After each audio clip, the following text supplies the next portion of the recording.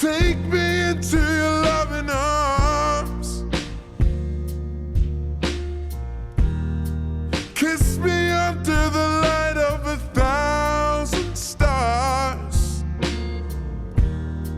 Place your head on my beating heart. I'm thinking out loud. Maybe we found love right where we are.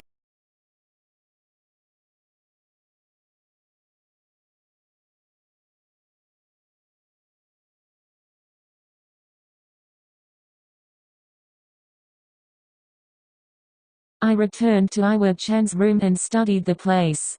He had a large dresser in front of his bed with a mirror just above it. I couldn't really see my reflection clearly since the room was pretty dim. I did notice his trophies and figures sitting on top of the dresser though.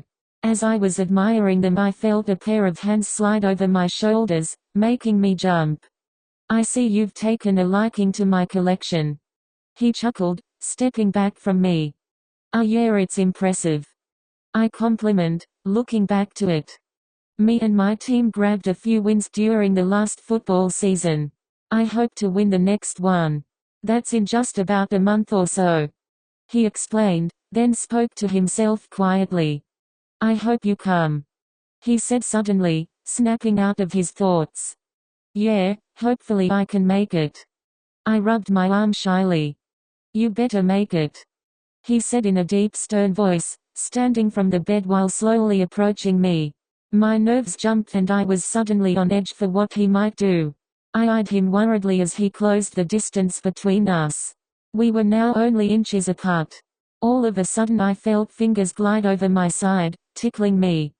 Iwa-chan captured me and kept his grip as he drained the soul from my body. I felt myself gasping for air through my constant giggles. I tried escaping his grip and fell backwards onto his bed. He quickly crawled on top of me, pinning me under him. I bet I looked so helpless squirming under his giant body. Thankfully he didn't continue tickling me much longer. I threw my arms back onto his bed, trying to catch my breath with my subsiding laughter. I shut my eyes, trying to relax, and to my surprise felt hands slide into mine, immediately making them shoot back open.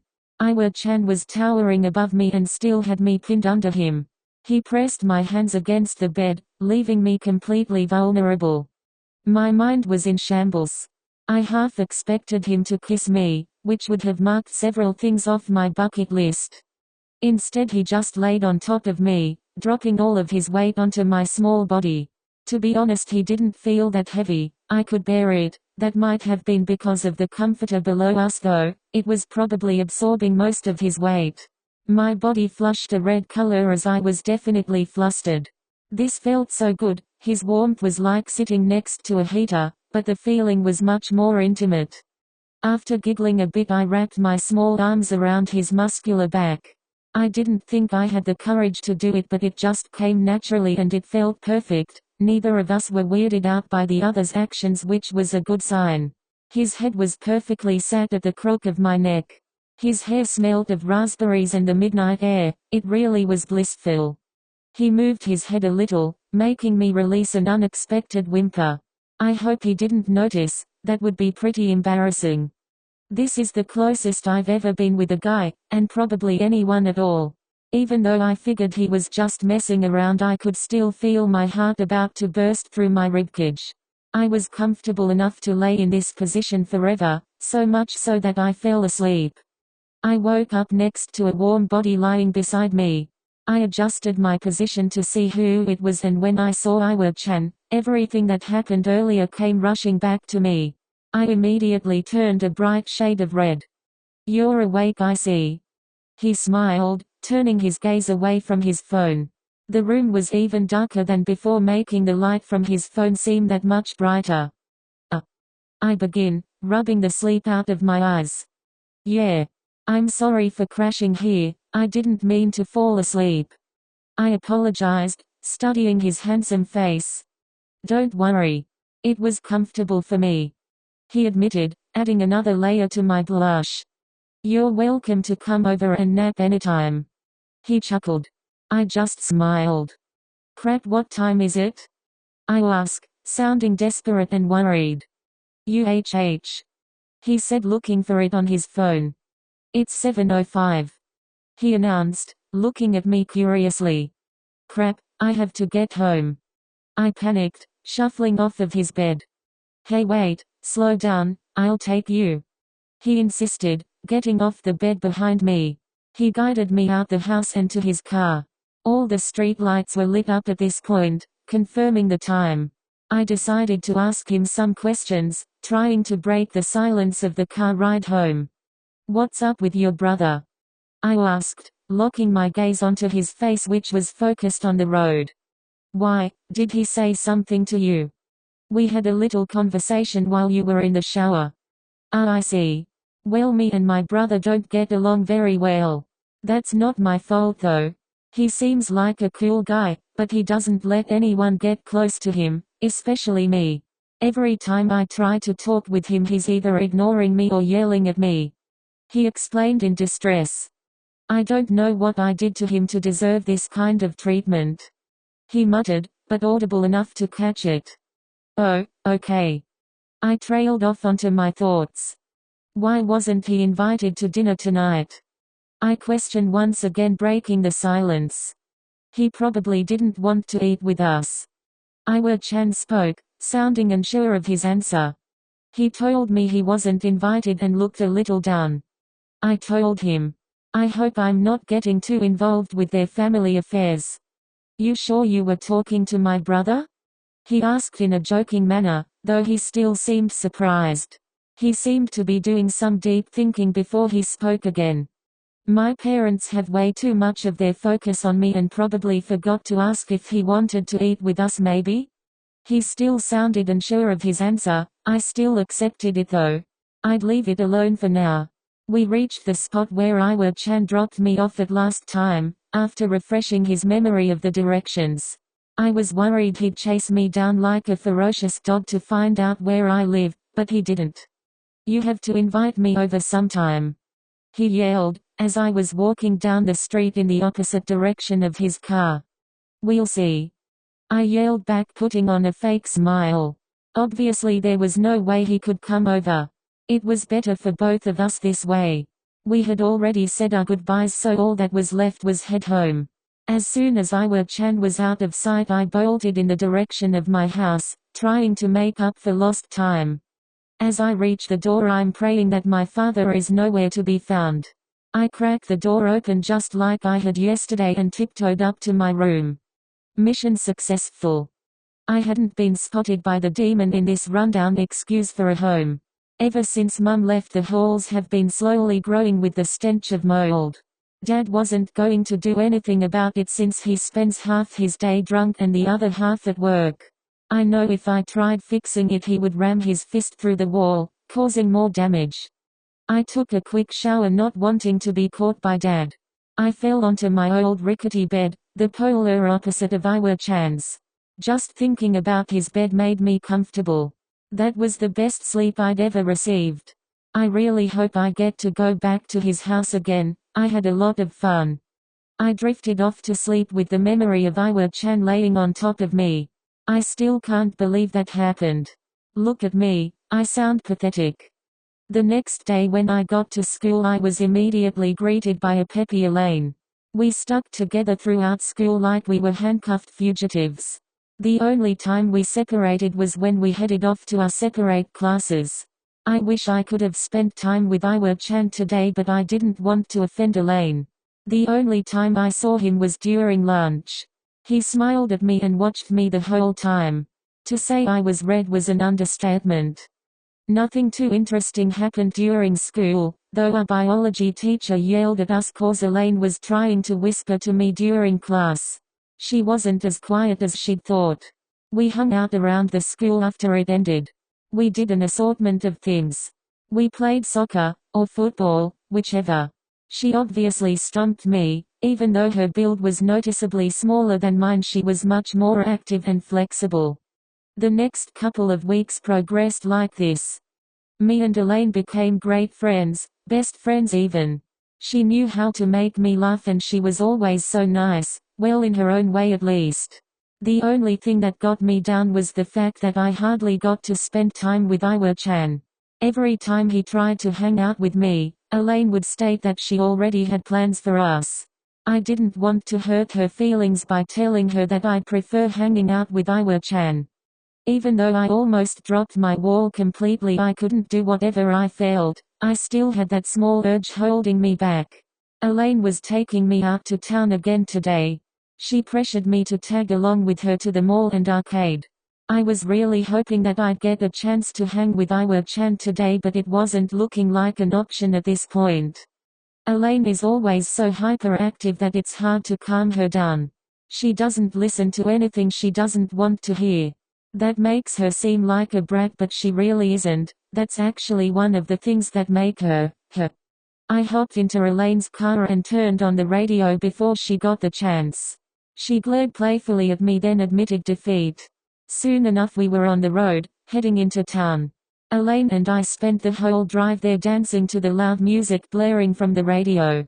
I was a tad bit worried she'd crash the car with all of that headbanging of hers, but I was having too much fun myself to dwell on it though. We arrived at the mall first. She practically pulled me out of the car by my arm. She was so excited she didn't waste a second getting through the doors.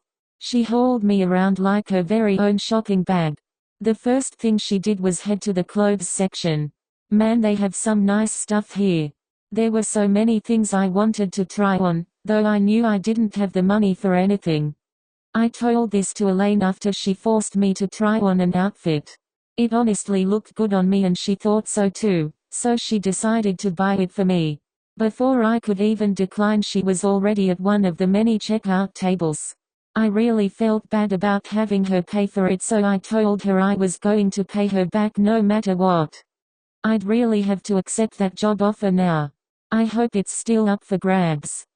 We both started getting hungry around the same time since we hadn't eaten much today, so we decided to head off to the food court. She got a burger with a small orange latte and I got a donut with a fizzy cherry soda. Not the best selection, but it's certainly better than going hungry. She kept on cracking jokes the whole time, trying to get me to choke on my food, and I must say, it was working. Our final stop at the mall was a small game shop located in the corner of the building. Despite the shop's size, it had a massive library of games. She took her sweet time searching through all of them while I studied the several hundred cases on the shelves. I didn't know anything about these, but they do look interesting. She grabbed a few and took them over to the overly bored store clerk. I gaped at Elaine when I saw how much she was spending. I found it mind-boggling how some people could spend over $100 on video games. I mean, the ones at the arcade were pretty fun, but I don't feel they were worth that much. After our little shopping adventure, we went to the arcade. This time was just as much fun as the last. We were both yelling and laughing like lunatics. When I would come close to beating her, she'd make sure to sabotage me. I didn't care much since it made for a good laugh. We were so loud that we got noise complaints in a freaking arcade. I was afraid of just how loud we were being. I'd never had this much fun, other than the time me and Iwa-chan hung out back at our cabin during the trip. I was grateful to both Iwa-chan and Elaine as they helped me emerge from my cocoon. They helped me get back on my feet after being depressed for so long. I wish I could make it up to them, but I don't know any ways to do so. We finished with the arcade and headed out for a little snack, since all of that activity worked up an appetite. This time I made sure I was buying. If I did get that job, I'd be able to make up for my spending in no time. This time I got us some snow cones. I honestly don't remember when the last time I had a snow cone was. It was the same for Elaine. Both of us let out a little moan as the fruity flavors engulfed our taste buds. We sat on some railing next to the street and ate our snow cones as we watched cars pass. Hey! Elaine suddenly spoke, making me turn my head to her with a questioning look. Can I ask you something? Sure. What is it? Well, I've seen the way you look at Iwaizumi, so I assume you like him, right? She said bluntly. Before I could deny it, she spoke, already confirming she knows. I don't have a problem with it. I actually think you two would make a cute couple. Really? I responded with my face going full red. Really? I can even help you become his boyfriend. She proposed, looking a little hopeful. He's not gay though, right? I state and question at the same time. You'll never know till you try, right? She smirked, raising a brow. I don't know. I sighed. I don't have a good feeling about this. I could just end up embarrassing myself. Oh come on, it'll be fine. She pressed, rolling her eyes in frustration. I knew there was no way I could decline. Trust me, I know how stubborn Elaine can be. Phase 1 begins tomorrow, she announced, making me gawk at her. You're not serious, are you? I yelled, horrified she'd say yes. Yes. I felt myself die a little inside. You don't even have a plan, do you? I asked, raising my voice. I do, but I'm not going to reveal it all at once. She teased, finishing off her snow cone. Then how can I trust you? I asked worriedly. Come on, I know what I'm doing. I'm a dating expert. She shrugged and tossed her empty cone into a nearby trash bin. I sighed once again, lowering my head. All right, do your thing, but you better not make me regret this, I said, pointing my finger directly at her. She hopped and squealed a quiet yay. After a wonderful day out, Elaine took me back to the street near my home. I waved her off and began the trek back to my house. She told me she would explain the first step of her plan tomorrow at school. Man, I wish there was a way I could get out of this. It's too late now though. I snuck into the house. My father was home, but I guess he was in his room since he wasn't anywhere in sight downstairs. Lucky me. I made my way to my room and dropped my bag next to my bed. I guess the only thing left to do now is to go to bed. I brushed my teeth, showered, then got out a book. I read while I fell asleep. It felt so good letting myself be enveloped by my much-needed rest. The next morning I quickly brushed my teeth, grabbed my bag and ran out of the house without my father catching me. I was heading over to the diner to see if they were still offering any jobs. It only took a couple of minutes to get there, so I would still have plenty of time to get to school. Welcome. The woman greeted me as I entered through the door. Hi. Are you still offering that job? I asked, scanning the shop for any help wanted signs. To my disappointment, none were in sight. Oh, I know you, she exclaimed, pointing at me. I blushed and stiffened a little at her attention. Lucky you, we have one more position left. Some guy came around the other day taking the dishwashing position. I forget when he's starting though, she informed me. My eyes lit up. This is great. Now I'll finally be able to eat properly and pay for my own things, even if it isn't that much. I'll take it, I accepted hastily without knowing the details of the job. Great, when can ya start working? She asked, pulling out a clipboard. Is tomorrow fine? I asked. I wasn't sure if it would be the best time, but I needed to start working as soon as possible. Sure. Your shift is from 4 p.m. to 7 p.m. You'll be manning the front desk. Course I'll be there to help ya too if ya need anything. This seemed like it could work. Elaine will be disappointed since we won't be able to hang out as often though. Would ya like a slice of pie, or anything before ya go? She asked over her shoulder, behind the counter. Oh yeah, sure. I accepted. I did come here for a bit after all. Alright, pull up a chair, I'll be there with your order in a sec. I did as she said and watched as she moved from shelf to shelf. Soon enough I had a nice slice of pie sitting in front of me. It was just as delicious as last time. Before ya go, can you help me with something? She asked while she organized her counters. Sure, what is it? I questioned simply, standing up from my seat. I need some help lifting some boxes in the back. I got a shipment of graham crackers today and Izuki ain't arrived yet, she explained, still a little preoccupied. A curious look popped onto my face. Oh, right, Izuki works here in the back room. He organizes all of our ingredients and lifts heavy things for me. she answered, knowing what I was curious about. I followed her into the back room and began stacking the boxes of graham crackers where they belonged. Great, working before I even officially start my job. What do you use all of these crackers for? I questioned as I lifted one of the heavy boxes. I crush them up and use them in my pastries, like the crust on my pie for example. That would explain why it reminded me so much of Christmas cookies. By the way, don't worry, this'll all be added to your paycheck, she assured, putting all of my earlier concerns to rest, even though I still would have gladly helped her for free. I barely made it to the bus stop in time after coming from the diner. That was a crap ton of graham crackers. Her pastries must be popular if she needs that much. I guess I'll see soon enough since I start work tomorrow. Hey. Elaine called as I entered the school.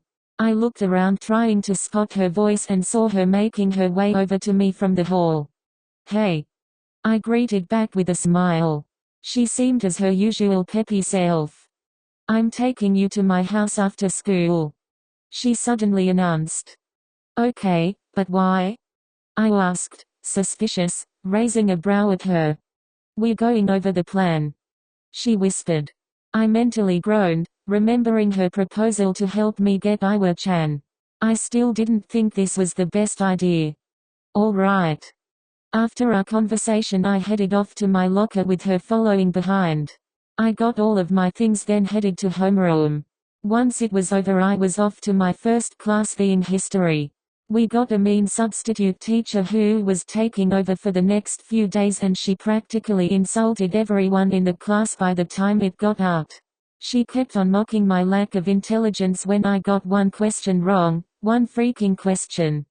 She shamed me through class, and even though the others were shamed alongside me they'd make it a priority to laugh at me. I felt so embarrassed, I hung my head in shame. HMPH, I'm probably smarter than most people in this classroom.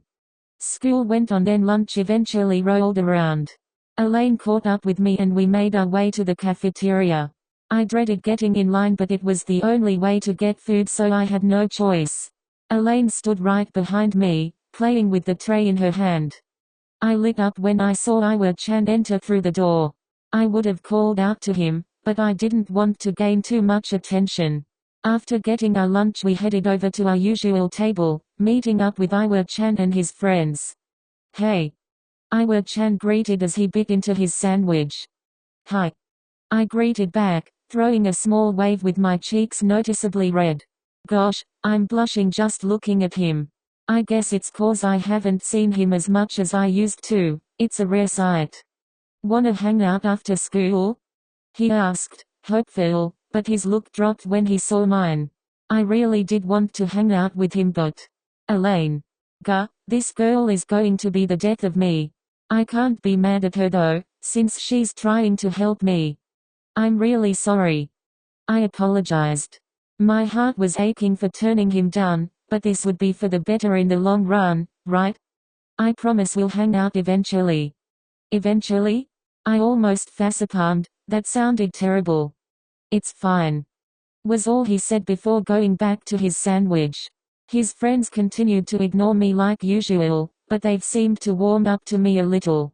Lunch ended and it was time for my next class. I ran into Iwa-chan's brother on the way and decided to talk to him for a bit. Hey. I greeted as I approached him. He gave me a strange look before looking around the room. Are you talking to me? He asked a little wide-eyed. Yeah. Why? He asked, narrowing his eyes. I just thought I'd say hi. I responded nervously, maybe this wasn't a good idea. Oh, sorry, I'm not used to this is all, so you can't blame me for being suspicious. He explained, relieving some of my tension. Not used to it? I questioned, raising a brow. Yeah, no one. He paused a second. No one outside my friend group ever talks to me, I'm like Hajim's shadow. He said with sadness clear in his voice. Not that I want any more friends anyway. He added looking off to the side. The look in his eyes seemed overly familiar. That's the expression I wore when I realized I was alone, when I realized I did have anyone I could talk to, anyone I could rely on. I forgot to introduce myself. My name is Oikoa Toru. Sons. He began. Nerdy. We finished in unison. I narrowed my eyes at him. Yeah, how'd you know? He asked with a smile creeping onto his face. Heard it several times before. I can't. I'm guessing from my brother, right? He asked, almost rolling his eyes. And not limited to. I confirmed in dread. Shoot, I just remembered I'm supposed to be heading to class. I murmured after thinking for a moment. Same. Kato, by the way. He added before walking off without another word. I smiled and watched until he disappeared out of sight. Kato, huh? I like it. I hurried off to my next class and made it just in time, not by more than a hair. I took my usual seat near the middle of the class and listened to the teacher speak. Elaine drove me to her house later that evening. It looked a little above average, far better than mine. Well, anything probably is, to be honest. The landscaping is fantastic, the walkway seemed to be made of high-quality stone, and the exterior looked clean and bright. Inside was just as impressive. Her room looked like how I'd expect it to, the color pink everywhere, stuffed animals. What I didn't expect were all of her gaming consoles stacked in the corner and her massive flat-screen TV. My expression mimicked that of a chemical reaction. My gosh. I gawked, and she chuckled. Welcome to my room, she said as she did a little twirl with her arms spread out. This must have been expensive. I have the cash, she said nonchalantly with a shrug. All right, let's get to the plan, she blurted, plopping onto her pink animal print sheets. Do we have to? I whined. Oh, quit it. You don't want to wait for someone to come and snatch him up, do you? If I even have a chance.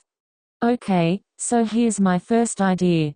You could write him an anonymous letter and sprinkle it with compliments, then place it in his locker. How will it help me if it's anonymous? I asked, giving her a strange look. You don't want him to know right off the bat. The things you do next will add to the reveal. When he figures out how much effort and attention you put into him, he's bound to feel something, assuming he has some sort of feelings for you already. This wasn't the worst plan ever, but would I call it good? I don't know. Get to writing, she yelled, shoving a pen and paper into my chest. I took them and gave her a look of worry. She ignored it and went on to play her games. After writing several mind-wrenching compliments, I was finally done. I released a sigh of relief. You done? She asked, not removing her attention from the TV screen. Yeah, I muttered. Come play with me, she said, then pulled out another controller and sat it beside her. I scooted off her bed and onto the floor to join her. Now I see why people spend so much time and money on these things, they are freaking fun. I was shocked at how much more advanced it was compared to the games in the arcade. I hope I can get my own someday. Iwaizumi is having a practice match in a couple of days. I think we should go and support him, she said, still with all of her focus on the screen. His first big game of the season is in 2 weeks as well. That's when we should start seeing results, she added. I would have gone to support him either way. He's a great friend, and I want to see him win. I know how important it is to him, so I'll root for him every step of the way. After the practice match, you'll go into the boys' locker room, take his uniform and wash it in the school's laundry room. He's always complaining how hard and inconvenient it is to wash it, so if someone else did it, I'm sure he'd be overly grateful. Are you sure Iwa-chan won't find it creepy with me going through his lockers? I asked, nervously. If it upset him, I don't know what I'd do, other than panic like I'm on fire, that is. If it's you, I'm sure he won't mind at all, she assured me. I sure hope she's right. 2 weeks, huh? I thought out loud. Seems so close yet so far. That's plenty of time to lay out our plan. True, was all I said. The room went silent with nothing but the sound of her TV, We were focusing on the game in front of us. She was stomping me, no surprise there. Elaine wanted me to stay for dinner, but her mother didn't come home in time to cook, so I decided to head home since it was getting pretty late. We chaotically made our way to a car parked in the driveway. Her mother took the car Elaine was driving earlier, so she had to drive the only other car in the driveway. This one's my dad's old car. It's pretty beat up, but Mum took her car, so we have to settle for this. She explained, stretching the so. I actually think it looks pretty cute. I chucked as I scanned the car's appearance. You could definitely tell it was old, the design looked jagged, and the colors were dull, dirt brown and stain yellow. Despite all that, I still thought it looked kinda cute. Her look shriveled into pure terror, making me burst out laughing. We got into the car and pulled out the driveway. She flicked on the radio and some boring station came on. I don't think either of us were into this type of music since she was giggling the whole time it was playing. I followed behind due to her intoxicating laughter. The words intoxicating and driving don't work well together, but somehow I managed to make it home alive. When I stepped inside, I didn't see my father. I hurried to my room, not wanting to spend a second more than necessary in the living room. I dropped my bag beside my bed and pulled out a book like usual. I shut out the lights and turned on my small lamp I kept next to the window. I sat under the moonlight on a pillow that I received from Christmas years ago. It was so soft and plump, it did wonders easing my tension. The lamp's light with the moons was enough to make the words of my book visible. I read a few pages before getting lost in my own thoughts. I was physically still reading, but mentally I was in another realm. One of the reoccurring thoughts was about work. I actually have a job now. Hopefully I don't blow it on the first day. I don't think I'd ever forgive myself if that was actually the case. After realizing I was reading without taking in a single word, I flipped the page back, rereading it. The book I'm reading is about a banker who recently divorced and doesn't know what to do with his life. He does some pretty outrageous things to accomplish his goals. If only I had his courage. I haven't gotten too far into the book, so I don't know how it'll end, but I can tell it'll be an enjoyable ride. I shut my book and crawled into bed with Iwaoi-chan on my mind. His face in my thoughts brings a smile to my face. I snuggled into the covers of my uncomfortable bed. With Iwaoi-chan on my mind, it was a lot more comfortable than usual though. I haven't had any night terrors since the trip. I guess with my life changing so drastically, it made things a little easier to bear. I still can't believe I have friends, and a job. This was all so exciting and new to me. Elaine was pretty disappointed when I told her we wouldn't be able to hang out as much after school due to me getting a job, but she took it better than I imagined she would. The next morning I prepared for school and left the house as usual. I got lucky again, dodging my father, and made my way to school. I was petrified of stepping through those doors, as phase 1 of Elaine and I's plan would begin. We skipped out on lunch to place the note in Iwaoi-chan's locker. She was one of the few people who knew his combination. I hesitantly followed her down the hall towards Iwaoi-chan's locker. My heart raced the closer I got. Was I actually going to do this? Once I place this in his locker, there's no going back. Come on, we gotta hurry before lunch is out. We don't want to be spotted. She had a point. I wouldn't want Iwaoi-chan to catch us with his locker half open. I shook my head and pushed my thoughts to the back of my head. I'm going to keep watch. She notified as she went to peek around the corners of the hall. I thanked her silently, not wanting to draw any attention. I used the combination Elaine told me, and there was a sudden clicking sound, startling me a little. His locker popped open. It smelled just like him. All of his belongings had his sweet, unique scent. I didn't mean to snoop, but I noticed a picture of an old lady and a young kid. If I wasn't mistaken, that was him and his grandmother. Suddenly another wave of memories washed over me like before. I remember when I'd watch Grandma on her sewing machine. I was mesmerized by how well she worked it. She'd definitely be considered a pro with her level of techniques. The little light and the jagged sounds coming from the machine were oddly soothing. I'd just sit there and stare off into the distance while listening to the relaxing sounds. I found it funny how sometimes I preferred watching her sew over TV. My mother also found it amusing. The bell rang, snapping me out of my thoughts. I mentally swore, "Hurry." I quickly placed the note on top of some books he had laying around his locker, then hastily shut the door. When I turned around, Elaine was nowhere in sight. Crap, she totally bailed. I thought I was chicken. Luckily no one else was around, so I still had time to make a clean escape. It usually took everyone some time to get to their lockers after lunch if they aren't already there. The hall I was currently in was empty, thankfully. I ran off to my locker, and that's when everyone started pouring in. The halls got a little chaotic, but now I could blend in. "There you are," I shouted when I saw Elaine. "Sorry, I didn't mean to leave you alone. I saw someone down the hall and tried distracting them while you placed the note. I guess she isn't the chicken I made her out to be after all." I smiled, relieved everything went well. "Come on, let's go watch Iwaoi-chan read the note. It'd be helpful to see his reaction so we can go from there," she suggested. I hesitantly tagged along with her. We peeked around a corner, making sure he wouldn't catch us in his sight. My heart pounded as him and his friends crowded the hall. He was talking to one of them while he entered his combination. What happened next practically ripped my heart from my chest and exploded it, and not just mine either, as everyone was shocked. When he opened his locker, there was a loud popping sound and something burst from it, covering him, the floor, and splattering several nearby people with a red substance.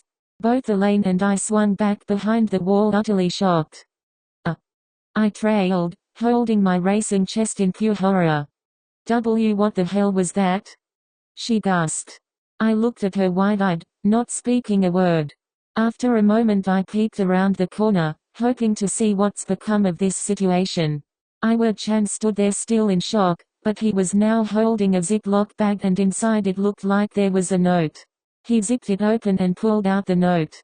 He looked horrified as he read through it. When he finished, he crumpled the note and shoved it in his pocket. Was my note that bad? Heck, was that even my note? It seems someone sabotaged his locker during the short period of time we were gone. Iwaoi-chan just stormed off, not saying a single word to anyone, not even his friends that were calling out to him. There was a sea of silent laughter and gasps. It made me furious. Who could have done this? "It seems someone is trying to sabotage our plan," she mumbled to herself. "You haven't told a soul about our plan, have you?" she asked, glaring at me. "No way," I replied, waving my hands. "I don't even think I'd have the courage to tell anyone, to be honest." She seemed to be lost in thought for a second. "Good. We have to be more careful," she stated, thoughtfully. "We're still doing this? Is she crazy?" Iwaoi-chan looked upset when he left, so I ran after him to make sure he was okay. This was my fault after all, at least I feel it is. I just caught sight of him entering the boys' locker room. I wasn't thinking at the time and followed him in. "Hey, are you alright?" I called, raising my hand a little, as if I were reaching for him. "I'm fine," he grumbled. After much staring and a long awkward silence, he spoke again. "I just came for a quick shower," he informed me with a forced smile. My eyes stayed frozen on him as he peeled his skin-tight shirt off of his toned body. My body responded in a way I hoped it wouldn't. I did my best to contain myself. "Is there anything I can do?" I asked nervously, scanning the area. "You're going to be late for class," he notified, giving me a questioning look. "I don't care." I shrugged. He eyed me for a moment before responding. "All right, well, if you don't mind, could you take these to the laundry room?" he asked, holding out his shirt and socks in a pile. I nodded and took them in my hands. Just as I was turning around to head to the laundry room, he called out, "Oh, and these too." I turned back to see what he was talking about, and oh gosh, he's taking off his pants. I could feel heat crawl through my body. My face, ears and neck felt like they were on fire. He finished pulling off his pants, revealing his grey boxer briefs, adding fuel to my fire. I did my best to play it off, but I probably gave myself away when I hurried for the door after he shot me a smirk. I made my way to the laundry room in a daze and placed his clothes in the washing machine. I've seen my mother use this enough times when I was a kid to know how to operate it. Same thing with my grandma and her sewing machine. I did a quick wash and added a little more soap than usual to get rid of that strong-smelling ketchup. That got me thinking about who could have done this. I sighed to myself, trying to figure it out. Before I knew it, the wash was done. I took the clothes and placed them in the dryer that sat next to the door. I took a seat on one of the benches in the room and waited for the dryer to finish. I had my head lowered to the ground and heard a noise in the distance. I looked up to see Iwaoi-chan making his way over. It felt as if my heart stopped beating when I caught sight of his appearance. He wore nothing but gym shorts and his hair was still wet from the shower. I froze up in my seat as he sat next to me. I tried to avoid his gaze at all cost, but somehow locked eyes with him. "Thanks a lot for doing this," he said, growing a half smile. "I hate doing laundry, so this is a huge help." I guess Elaine was right, he really doesn't like laundry. "And no problem." I stuttered nervously. The sound of beeping coming from the dryer caught both of our attention. That had to be the sound of the dryer finishing, or my last name isn't Oikoa. I stood up and took his clothes from the dryer and held them up to him, trying to contain my nerves. He sent me another thankful smile before sliding his hands under mine with them sitting there for a while. I felt my breaths growing smaller. Gosh, what is he doing to me? "Hey, wanna come over tonight?" he asked, looking curious. "I'd love to, but I have work." I tried to act casual, but I was dying inside. "How about after work? It's been too long since we spent time together." He whined like a little kid, which made me break a smile. "I didn't mean for it to sound weird," he said, waving a hand. I laughed, but it also kind of hurt. Whenever I felt like there was a slight chance he had feelings for me, they'd just get pushed under the rug by actions showing otherwise. "I have no way of getting to your house," I pointed out, making him go into a thoughtful state. "How about I take you to work so I know where it is, and I can just come back and pick you up?"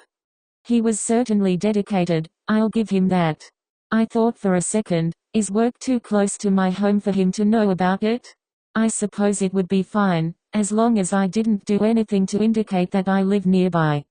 "All right, that would be cool," I accepted shyly, noticing he's still shirtless. Just the sight of his chest sent electric through me. Gosh, I'm pathetic. "Great. Meet me in the driveway after class," he said, waving to me on his way out. When he disappeared from view, I released a large sigh, getting rid of all my nerves. I suddenly had something to look forward to, though. Being with Iwaoi-chan was always going to be a pleasure. He's fun, kind, and charming. Everything I like in a person. The same can be said for Elaine, but somehow it just isn't the same. On my way into the math classroom, my teacher called me out. I explained why I was late and she let me off with a warning. As I was going to take my seat, I was tripped. I fell to the floor, only after falling into someone's desk. I looked up and saw my old buddy Durant smirking down at me. He definitely tripped me, he even had his foot still sticking out.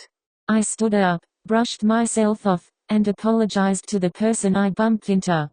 She rolled her eyes and went back to reading her paper. I saw this girl around often. I definitely would have taken it upon myself to talk to her if she wasn't so pissed off all the time. She'd roll her eyes at everything she didn't find amusing. As I ventured over to my seat, I spotted Elaine glaring at Durant. I gave her a reassuring smile, trying to get her to calm down, which thankfully she did. The teacher handed us our homework on our way out of the final class. It felt a little stressful knowing I had more responsibilities nowadays, but it was also fun and exciting in a way. I slung my bag over my shoulder and hurried off to the driveway. "Where are you going in such a hurry?" Elaine asked just before I reached the door. Iwaoi-chan is taking me to work." I blushed, even after trying so hard to hold it back.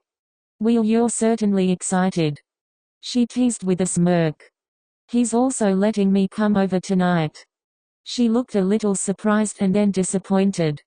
I want to come over. I have a ton of drama practice though, so I couldn't even if Iwaizumi let me. She sighed. Elaine is in the school's drama club. She is a really good actor. She always got me to come and watch her practice and perform. She could definitely become a professional in the future. When I got to the driveway, I saw Iwa-chan waiting for me like he had before. I made my way up to him and he was clearly too distracted to notice me. I tapped his arm softly and he pulled his head from his phone to look at me. Sorry, I didn't see you coming. He apologized, growing a smile. It's okay. Can we head out now? I asked, not wanting to be late for my first day of work. Yeah, sure, he said, pushing himself off the car. He walked over to the driver's side and I got in the passenger seat. He pulled out of the driveway and I directed him to the location of my job. Oh, so it's right in your neighborhood, huh? He stated and questioned at the same time. I nodded. He pulled into the driveway of the small diner and shut off the engine. I quickly unbuckled my seat belt and exited the car. I'll walk you in, he said, doing the same. I smiled shyly as he walked alongside me into the building. He looked at me while twirling the keys of his car. It made me a little fidgety from his attention, but it also made me feel like I actually existed. Welcome. Who's your handsome friend? She asked flirtatiously. Hey, I'm Iwaizumi, Oiko's friend. Iwa-chan introduced, tossing a little wave before resting his arm on my shoulder. I felt a blush coming on.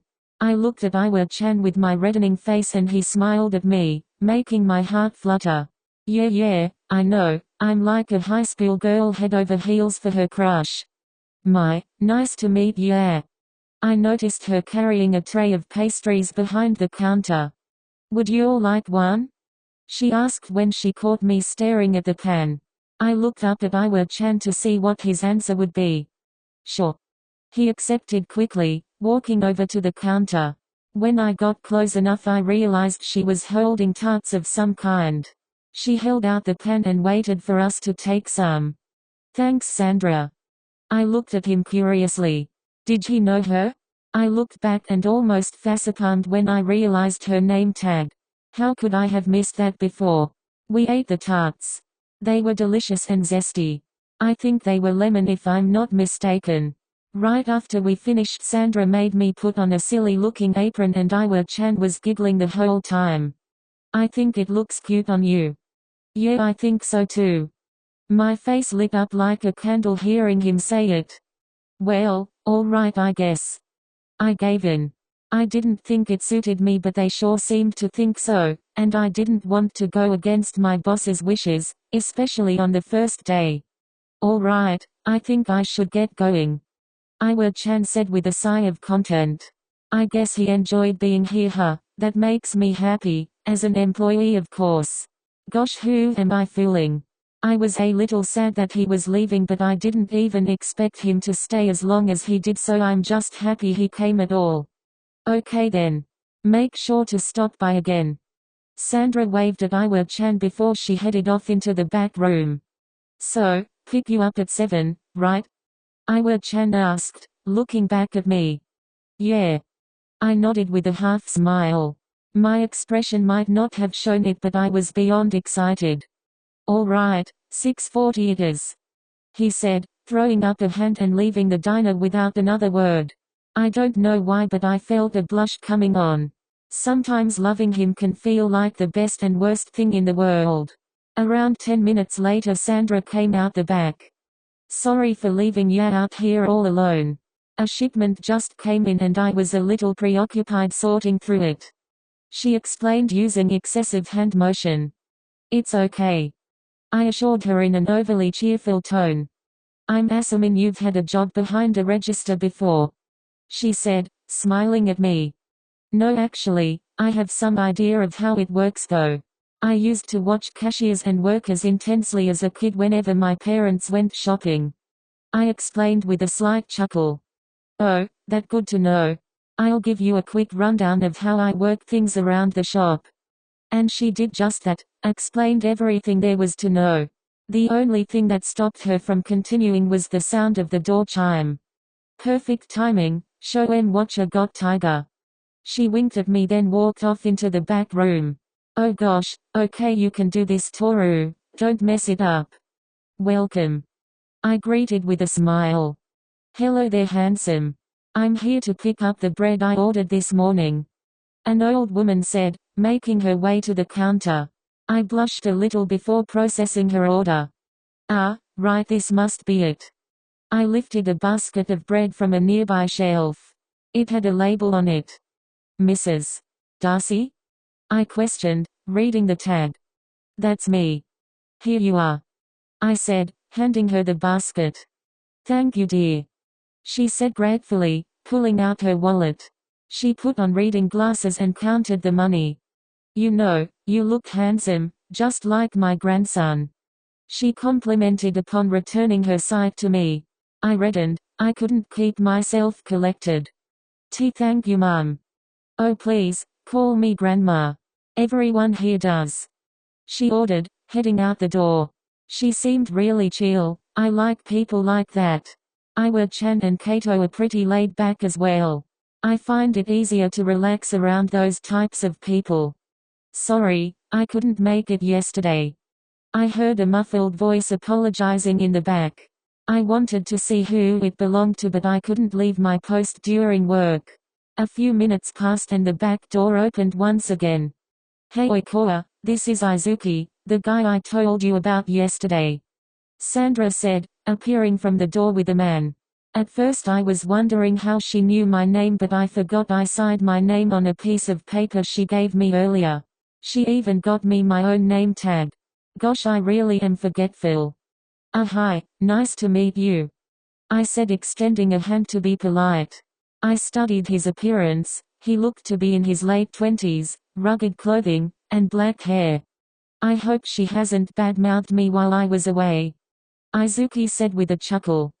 No, not that I'm aware of, I respond with a smile growing on my face. I have the right to criticize ya if ya don't make it on time. Not saying I did though, she quickly added, raising her hands. We both chuckled. Sandra and Izuki returned to the back room after chatting with me for a bit. I returned to the counter and waited for the next customer. Man, today sure is a slow day. The sound of the door chimes suddenly went off, making me look up to greet the person. Welcome, I said, scanning the customers. Yes, there were two this time, a mother and her daughter, I assumed. Hi, me and my daughter were looking for something sweet. Yup, I was correct. Here's what we're currently offering. I gestured to the menu and the display cases. Mummy, I want a cupcake. The little girl bounced around. All right, sweetie, we'll get cupcakes, she responded, walking over to the display cases. Her and the little girl still couldn't decide what flavors to get. It was almost like watching teenage girls prancing through a mall. I decided to put the professional act aside and acted freely. I would suggest chocolate.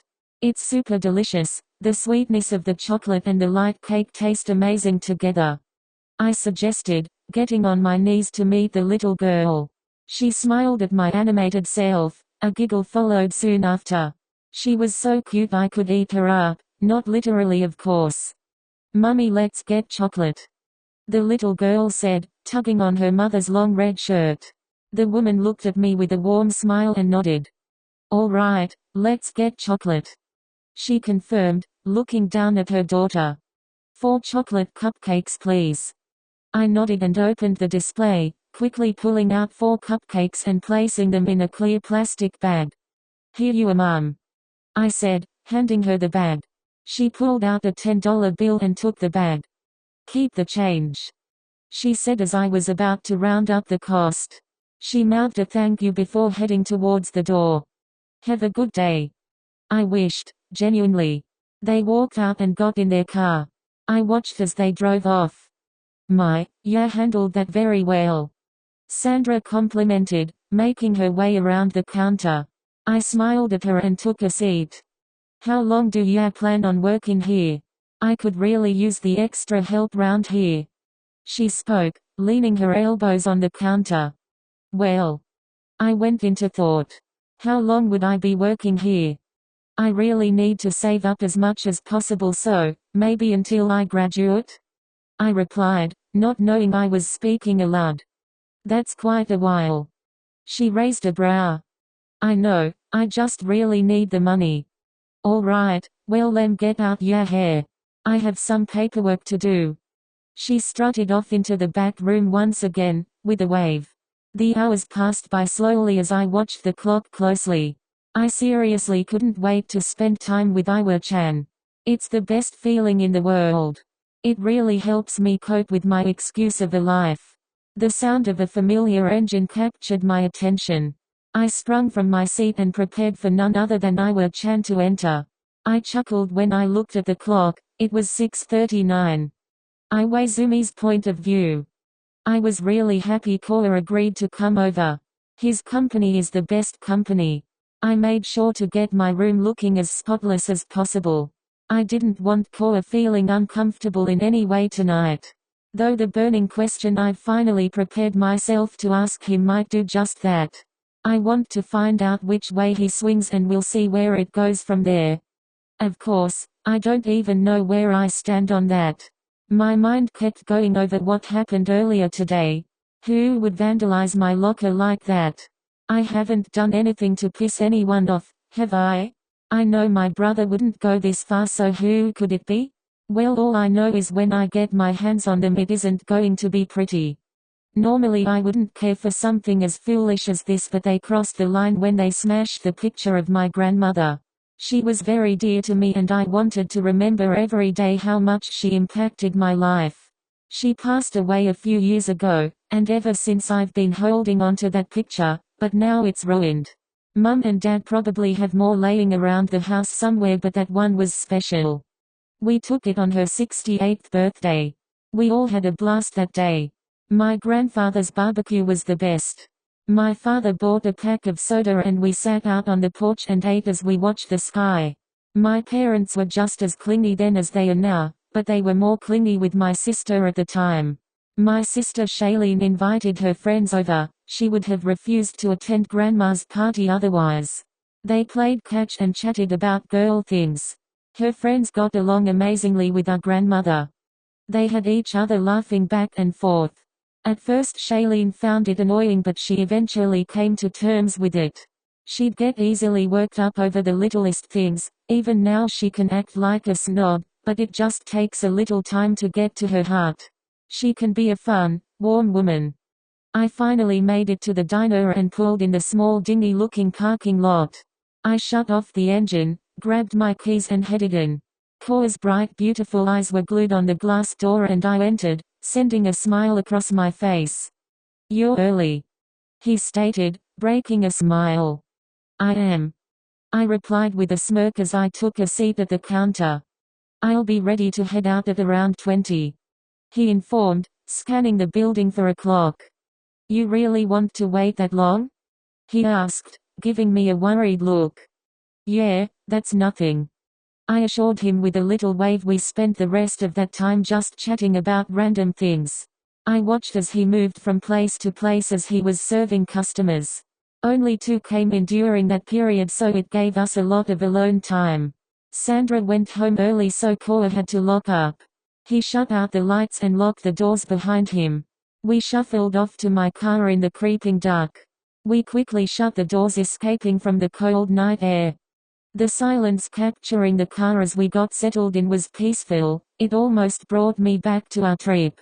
Those days were some of the most peaceful in my life. I started the engine, making the headlights flash on, covering the side of the building in light. I pulled out of the parking lot and headed for my house. It had already begun getting a little late, so I hoped having Koa out was really okay. "Your parents don't mind you being out this late?" I asked, just to make sure. "No," he responded in an awkward tone and turned his gaze to the passing bushes off to the side of the road, but I didn't question it. After pulling up in my driveway, we stepped out of the car, being swallowed by the chill of the night. We ran down the path to the entrance of my house like madmen. I bet my mum thought we'd lost it with the way we busted through the front door. Koa giggled uncontrollably as he knelt on the welcome mat. His small body fell and rose as heavy breaths escaped his parted mouth. You two seem excited. How was your day? My mum asked, wearing a bright smile. I would have brushed her off, but Koa replied almost instantaneously. Great, and even better now that I'm here, he said in the most adorable tone. It struck electric through me, sending chills coursing down my body. His voice is enough to completely capture me. He could have me in a second. All he would have to do is ask and I'd be his. My feelings for this boy grow enormously with every passing day. I'm really glad you like it here, my mother said excitedly.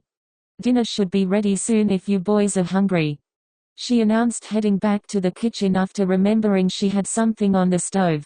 I grabbed Koa's small hand and pulled him up the stairs with me. His eyes lit up as we stepped foot in my room, just like they had the first time. Your room really is amazing, he complimented, gawking at the sight. It was much cleaner than last time he came over, so I can understand his unearthed awe. I wake up every morning in this room, so it doesn't really feel like anything special. That got me curious about Koa's room. I wonder what it looks like. I'd love to see your room someday, I said, scouring the room for my small basketball. Yeah, maybe, he said unconvincingly with a slight shrug. I really wonder why he's so secretive. I really want to get to know the guy better. When it comes to certain things, he completely shuts me out.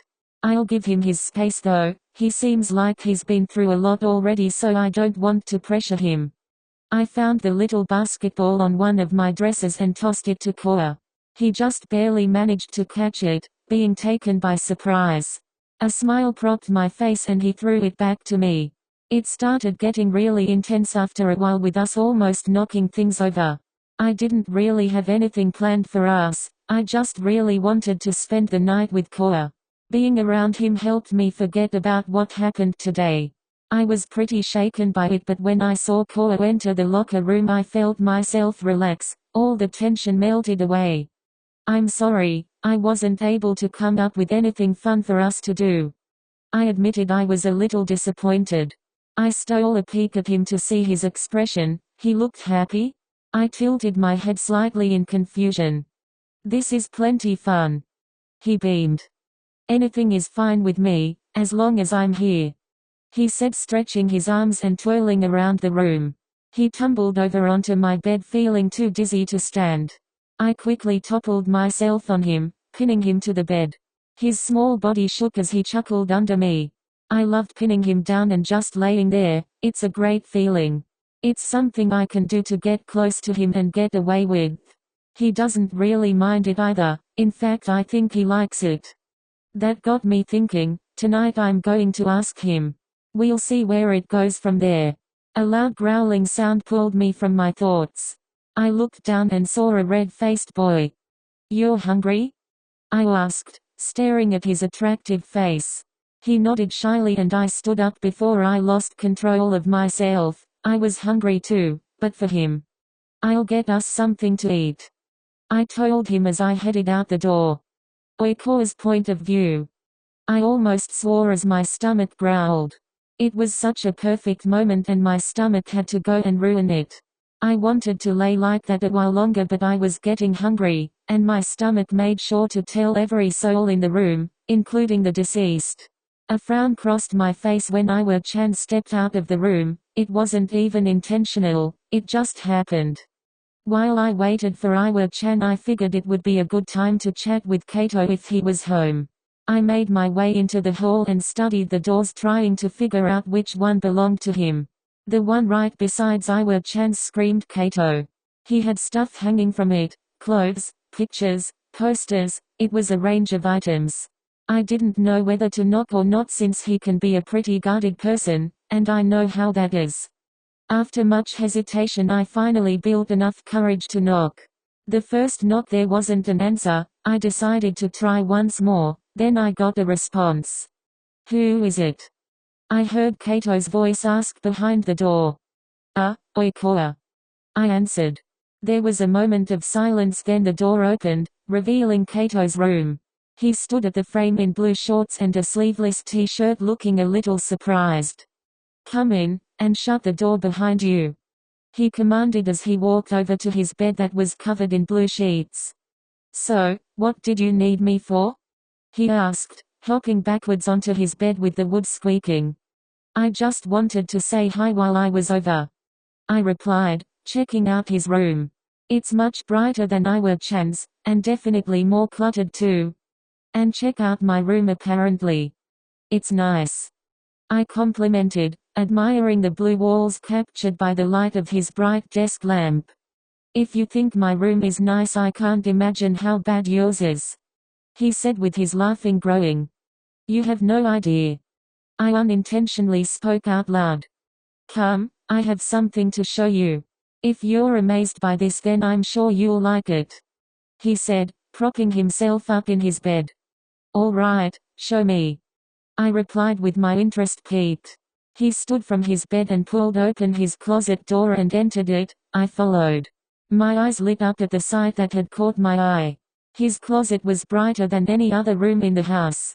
It had fuzzy white pillows thrown about, pictures placed on a shelf in the corner with 2 trophies sat next to them, and several LED lights hung around the room. "Whoa!" I gasped, clearly in awe. "I know. You guys have accomplished so much." I started looking at the trophy. Him and Iwa-chan had already done so much with their lives already. This made me feel pretty bad about myself. My childhood was stripped away the day I came out, and a lot of it was already gone before then, due to the passing of my grandparents. It's nothing much, just some trophies I won last year. It makes me happy that someone acknowledged them though," he mumbled, looking off into the distance. "What do you mean?" I asked, trying to get a view of his face. "Well, as usual, my achievements were overshadowed by Hajime's. He was the only one who truly complimented me for it though. I was kinda bitter to him. I feel a little bad about it, but he and everyone else just ignore me. They don't pay any attention to me. That's his fault too. Everyone just likes him better," Kato ranted, sighing in the end. "I can assure you that isn't true." I tried to comfort him. "I'm right though, he's nowhere near as invisible as I was. After observing him, I know that people try to give him his space since he can be real snappy, this being the case with him and Iwa-chan. You really should talk to him," I said, making him snap his head towards me. I could clearly see the fear in his eyes. "You really think he'll want to talk to me? After the way I treated him?" he asked. I nodded with a reassuring smile. "Speaking of Hajime, I have to get back to his room. I wanted to stay in this cozy den, but I also wanted to be with Iwa-chan. He is the one who invited me over after all." "Of course you do," he said with sarcasm clear in his voice, yet he seemed fine with it. He smiled and waved me out of the room. I giggled and headed for the door. Just before my hand reached the handle, Kato spoke. "Do you really want to be my friend?" he said with a look of curiosity overtaking his face. "I already am," I replied, smiling at him. His shoulders slumped, being put at ease. He chortled and gave me a shy, embarrassed look. "Bye," he yelled, hopping back on his bed. "See you tomorrow," I responded quietly as I left the room. I gently shut the door behind me and walked back to Iwa-chan's room. When I got there, I saw him standing there scratching his head. When the room came into full view, I saw 2 bowls of spaghetti sitting on the sheets and a laptop placed on the end of his bed. He turned to the door as he heard my footsteps. "There you are. Bathroom?" he asked. I shook my head. "No, I was talking to Kato," I answered as I headed over to the bed. "I'm really happy you guys are getting along," he said with a smile growing on his face. "He's definitely not the most friendly person. He's just misunderstood, I suppose," was all he said before going silent for a moment. "Mum made spaghetti." He gestured to the 2 bowls sitting on the bed. "It looked so delicious, it was begging for me to eat it." I thought we could maybe watch something? He started with a question. Yeah, that sounds good. I tried to sound as casual as possible, but I was literally screaming on the inside. This felt so much like a date, and that's exactly what I'll take it as in my head. For Iwaoi-chan it's probably nothing more than friends hanging out. I'm charting dangerous territory now, 'cause if he ever gets a girlfriend then I'm sure I'll be heartbroken, even though there was never anything between us. That would be too much to handle. Iwaizumi's point of view. When I returned to my room, Koa was nowhere in sight. I assumed he went to the bathroom, so I sat the 2 bowls of spaghetti on my bed. I figured we could watch something on my laptop, so I pulled it off of my desk and placed it on the foot of my bed. I scanned the room while scratching my head, trying to figure out if this was all we needed. I couldn't come up with anything beyond dinner and a movie, so that's all I settled for. I turned my head as I heard footsteps approaching the room. My eyes landed on the light of my night. Koa. There you are. Bathroom. I assumed, turning back to the bed. No, I was talking to Kato. I'm really happy you guys are getting along, I said, smiling. It makes me happy that he has someone to talk to. He's definitely not the most friendly person. He's just misunderstood, he said in what I assumed was a sad tone. I suppose, I replied, getting lost in my thoughts.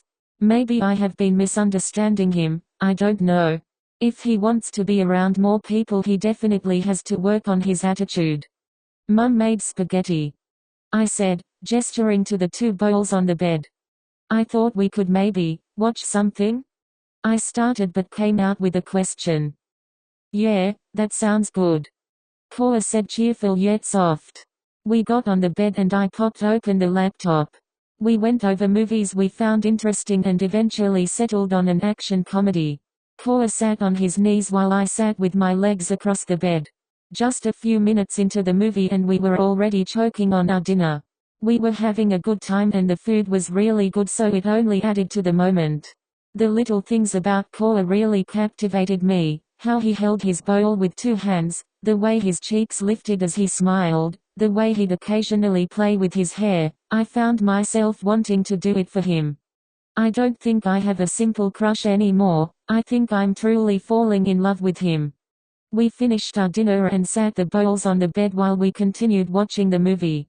Sometime later I felt his head hit my shoulder. The biggest blush crossed my face. I was afraid to look down at him. Instead I placed a hand on his waist and held him closer. We watched the rest of the movie like this. When it finally ended I decided this was the perfect time to ask him the question that's been on my mind since forever. My heart rate increased as I prepared myself. Koa.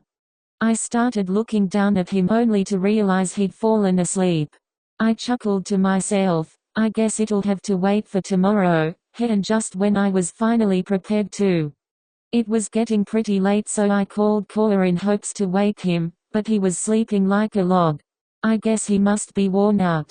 I don't know where he lives exactly, so I can't drive him home, not that I'd try when he's sleeping.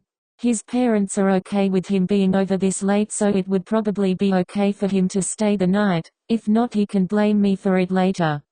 I brushed my teeth and took a shower, then returned to the room. I softly adjusted Koa on the bed so that he was laying on one of my pillows. He groaned a little and moved around a second before becoming unanimated, aside from his body rising from his light breaths. He was comfortable sleeping with me during the trip, so he'll more than likely be okay with it now. With that in mind I stripped my shirt and crawled into bed beside him after shutting off the lights, leaving the room in a dull blue glow peeking from the curtains from the rising moon.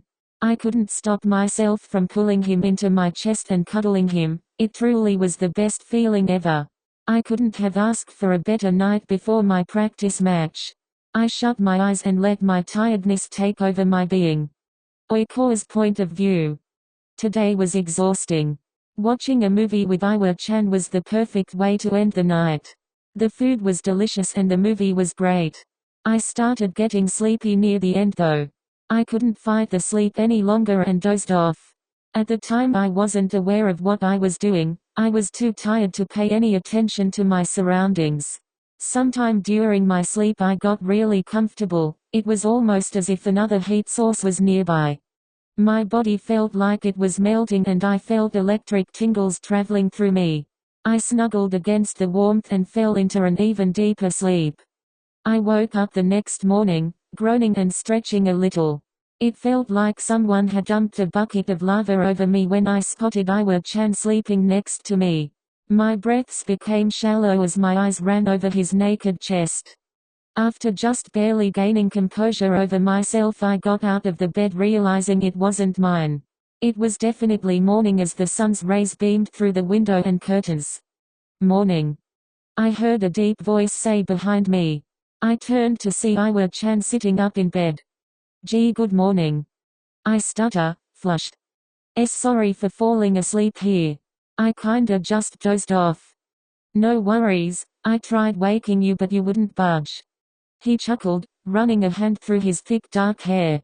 I looked to the floor feeling a little guilty. Really, it's no problem. I slept really well last night so there aren't any problems on my end. He assured me, stepping out of bed. I remember him saying something like that back at our cabin. It eased me a little, but also made me redden further if it were possible. Crap, it's almost time for school. Iwa-chan grumbled as he stumbled over to his clock. Wanna head home before you go? I can take you. He offered, looking over to me while holding on to his dresser. No, I'd rather just head to school. I shook my head. My father is probably going to beat me if he finds out I didn't return to the house, but if he saw me coming home now I'm sure I'd just be giving myself away. I lifted my school bag off the floor and followed Iwa-chan downstairs for breakfast. Darby, Thomas, and Kato were all surprised to see that I was still here. I apologized and explained that I fell asleep and ended up spending the night. Darby and Thomas seemed totally fine. Kato didn't seem to care at all.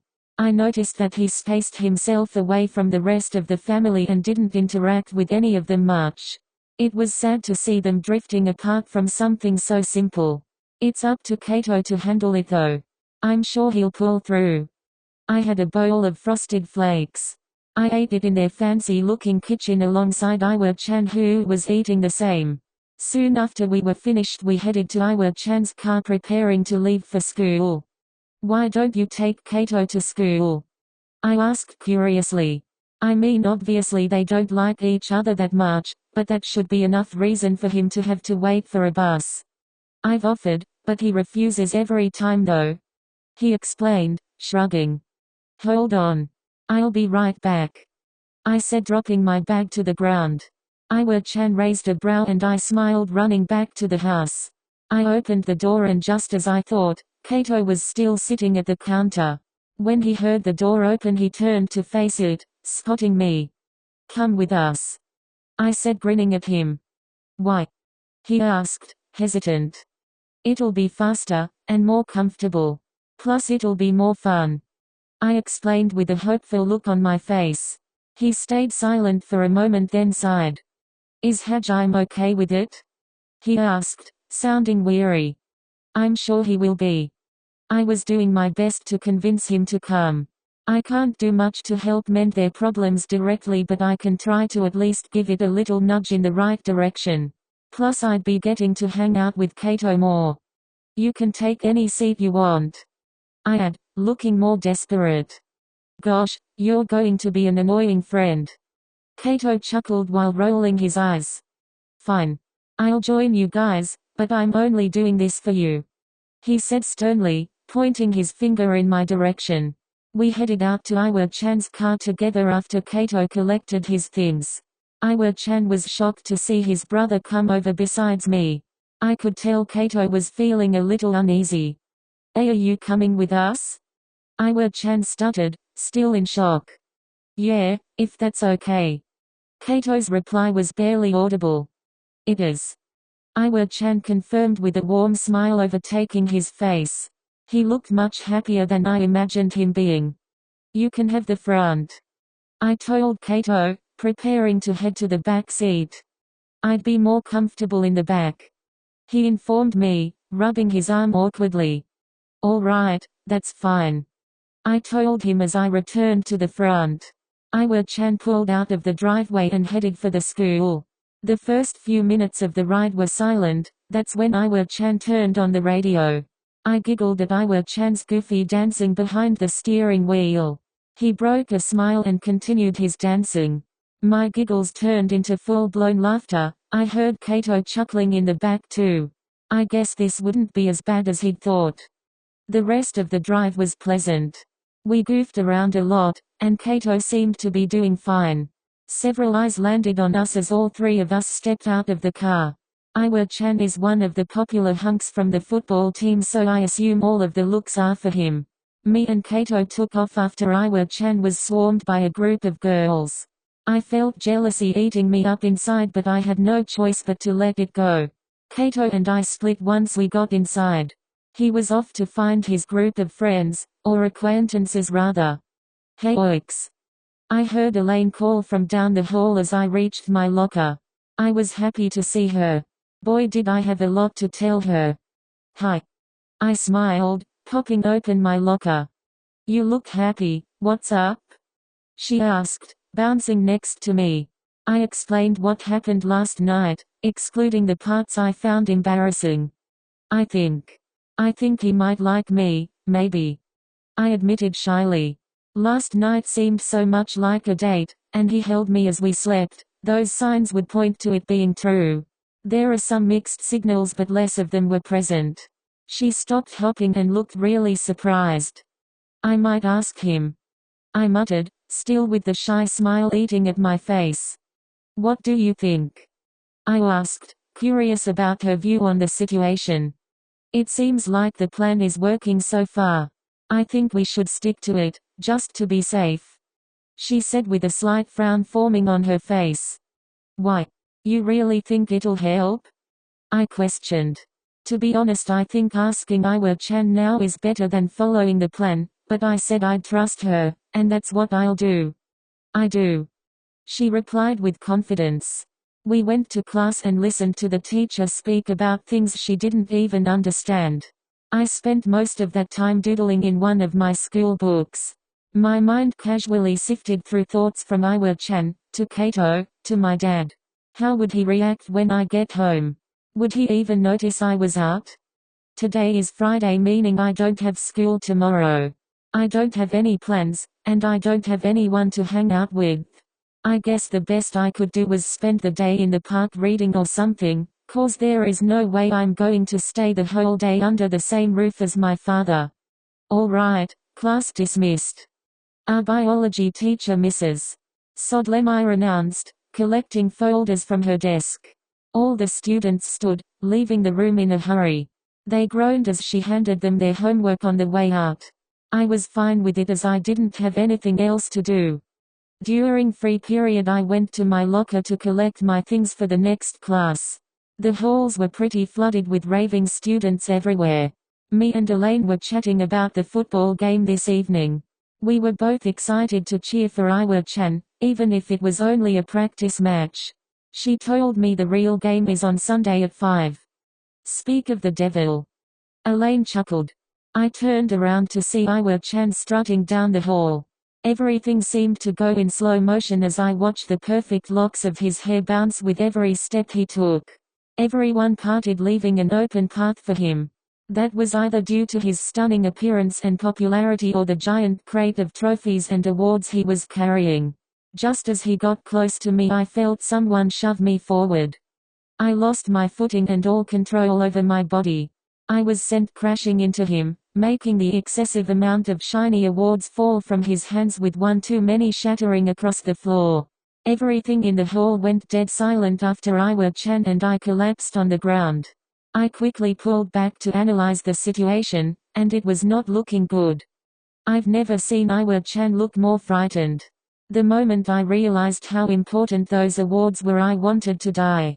I tried apologizing several times, but nothing would come out. Every time I opened my mouth I would close it moments later. When Iwa-chan caught the horrified look on my face, he gave me a soft smile, trying to assure me it was all right when we all knew it wasn't. Suddenly I noticed several eyes on me. Anyone could tell how uncomfortable I was from a mile away. I panicked. I pulled back from Iwa-chan and stood from the floor. I apologized, with the words finally being spoken, however my voice was trembling, making it mumbled. I grabbed my bag and hurried off, trying to get out of everyone's sight. I can't believe that just happened. I still don't know whether that was my fault or not. I could have sworn someone pushed me. I found myself outside the school. I definitely missed class by now. I have a feeling I'll be getting detention for this. I sat on one of the picnic tables at the outside lunch court with thoughts burning my mind. How would I handle this? Should I just go up to Iwa-chan and apologize again? Will I get in trouble for breaking school property? I don't know. I ran a hand through my hair, very frustrated. Hey, you okay? I heard a voice ask as the person approached. I turned around to see Iwa-chan and a couple of his friends, one being Elaine. She wore a look of pity. I'm sorry. I apologized loudly as I jolted from my seat. It's okay, really. He assured me with a warm smile. I turned my gaze to the ground, trying to hide my pained expression. I really am sorry though. I heard footsteps approaching but didn't dare look up. Next thing I know, I felt a hand ruffling my hair. I now couldn't help but to sneak a peek. Iwa-chan had a goofy yet charming smile on his face. The smile spread to mine, making me feel much more at ease. Come on, let's head back in before we all get detention. Iwa-chan chuckled, swiping his hand off my head. Elaine smiled at me and came over to my side. We all went back in, and just as I thought, I was called to the office. I was given detention as I figured, but thankfully the others were spared, probably because they'd actually gone to class. The rest of the day was exhausting. I didn't have to go to detention today as school was just about over. I was really excited to see Iwa-chan's practice match. On my way to my locker, I spotted Morita, Elaine, Suzuki, Okada and Mida grouped in the hall. Hey oiks, we were just about to head out to the field to watch the practice match. Come with us. Elaine insisted. The others didn't seem to care much, in fact they seemed to be fine with it. I knew Elaine would find me and bring me to watch the match anyway though, so I wasn't worried. I quickly stuffed my books in the locker and ran over to them, ready to head out. On the walk there, Mida, Okada and Elaine were gossiping about girl stuff, topics I wanted no part in. I just watched the sunlit hills through the glass as we walked down the hall. I was snapped out of my daze when I realized I'd bumped into Suzuki. He looked back at me with a strange expression. I apologized and he continued walking. The fresh summer spring air rushed across us as we opened the large doors heading to the football field. There were already players running around in the green grass. I looked over them, trying to find Iwa-chan, and it seemed he hadn't come out yet. We took the top seats on the bleachers to get a better view of the game. The turnout was surprising considering this is a simple practice match. I can't imagine how many people will show up to the game on Sunday. Like, what's a practice match anyway? Mida asked, holding her hand to the sky, examining her nails. A practice match is when two nearby schools get together and have a friendly match to warm up for an upcoming game. I hear the coaches are even old buddies. I didn't know that. It'll make the game more exciting seeing friendly rivals square off. I wonder if Austin will be here. Okada asked with excitement. He's part of the other team, so of course. Elaine rolled her eyes. Who is Austin? I questioned, leaning over, meeting Elaine's gaze. He's one of our friends from another school. She answered. Ah, I get it now. Do you have a crush on him, Okada? I asked teasingly. I do know. She began to shout before being interrupted. She has a crush on any and every football jock. Elaine jabbed, and chuckled. Okada pouted at her and gave her a playful punch to the arm. Oh look, there he is. Okada shouted, standing up from her seat. I looked over to see who she was talking about. It was a guy with smooth blonde hair walking across the field. Austin? I asked, making sure I have this correct. Elaine nodded and Okada clapped while excitedly running in position. I chuckled and turned my sight back to the field. That's when I saw Iwa-chan walk out. His smile was brighter than the sun, it could be spotted from miles away. Whoop! Go Iwaizumi!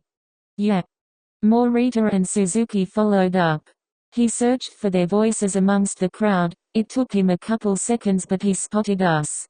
His smile grew brighter, which I didn't think was possible at his point. The coach blew his whistle, signaling all the players to the field.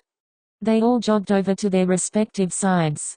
The coach pep-talked to them, boosting their morale.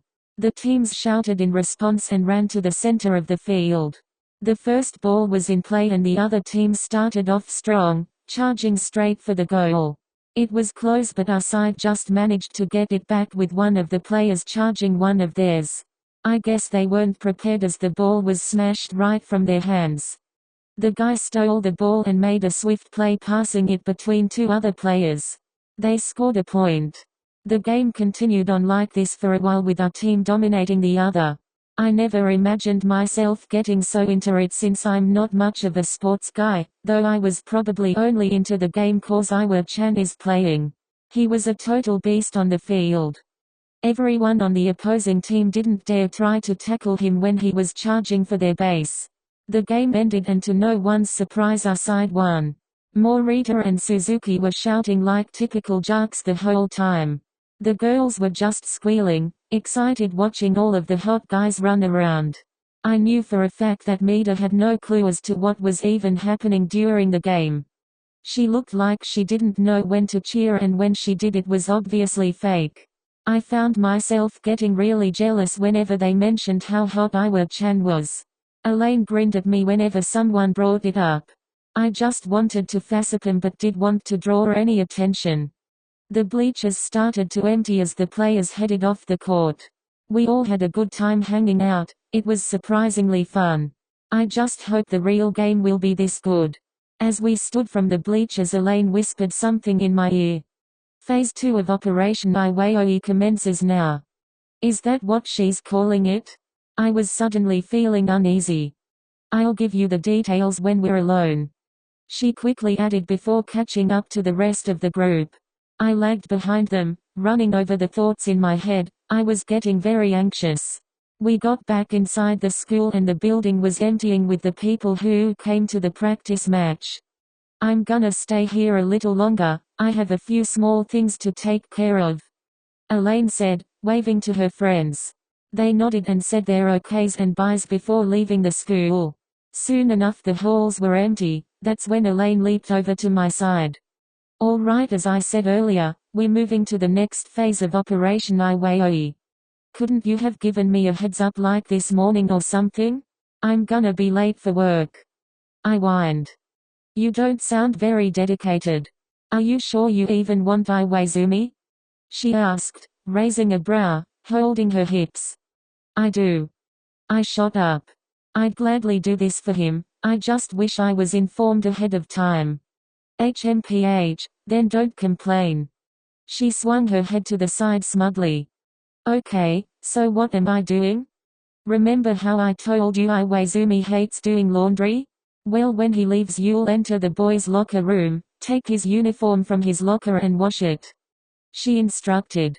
Yeah, I've even witnessed his distaste for laundry, so I can sort of understand this part of the plan. I'll keep watch for any passing faces, so just focus on your job. That sounds easy enough. I replied, scratching my cheek. See? There's no need to be such a whiner. She teased, pointing her finger at me. As I headed over to the locker room I ran into none other than the man himself. Hey Koa. He greeted, coming over to me. Hi. That was a great match. I nervously complimented. Thank you, it was a lot of fun. He smiled and looked at the helmet in his hand, then back at me. Hey, I'm heading home, need a ride? I have a few things to take care of. Elaine said she'd take me home. I definitely wanted to take him up on his offer, but if Elaine is right this'll be worth it in the long run. Okay. His smile faltered. Well, see you later, I guess. He said, raising his helmet with a wave. I smiled back and returned the wave. Okay, let's get this over with, I whispered to myself as I turned around. I got to the locker room and found Iwa-chan's locker. Elaine gave me the combination. I'm still trying to figure out why she even has it. I guess all of his close friends know his combinations though. I hesitantly rattled the lock after scanning the room for any other soul. I unlocked it, then popped it open and saw his uniform laying there amongst many other things. I picked up the sweaty clothing and hauled it to the laundry room. I sat on a bench waiting for the wash to finish. After some time the washing and drying had finally concluded. I was definitely going to be late for work at this point. I carried his uniform back to the boys' locker room and folded it before placing it in his locker. I found Elaine standing near the exit of the school on her phone. All finished?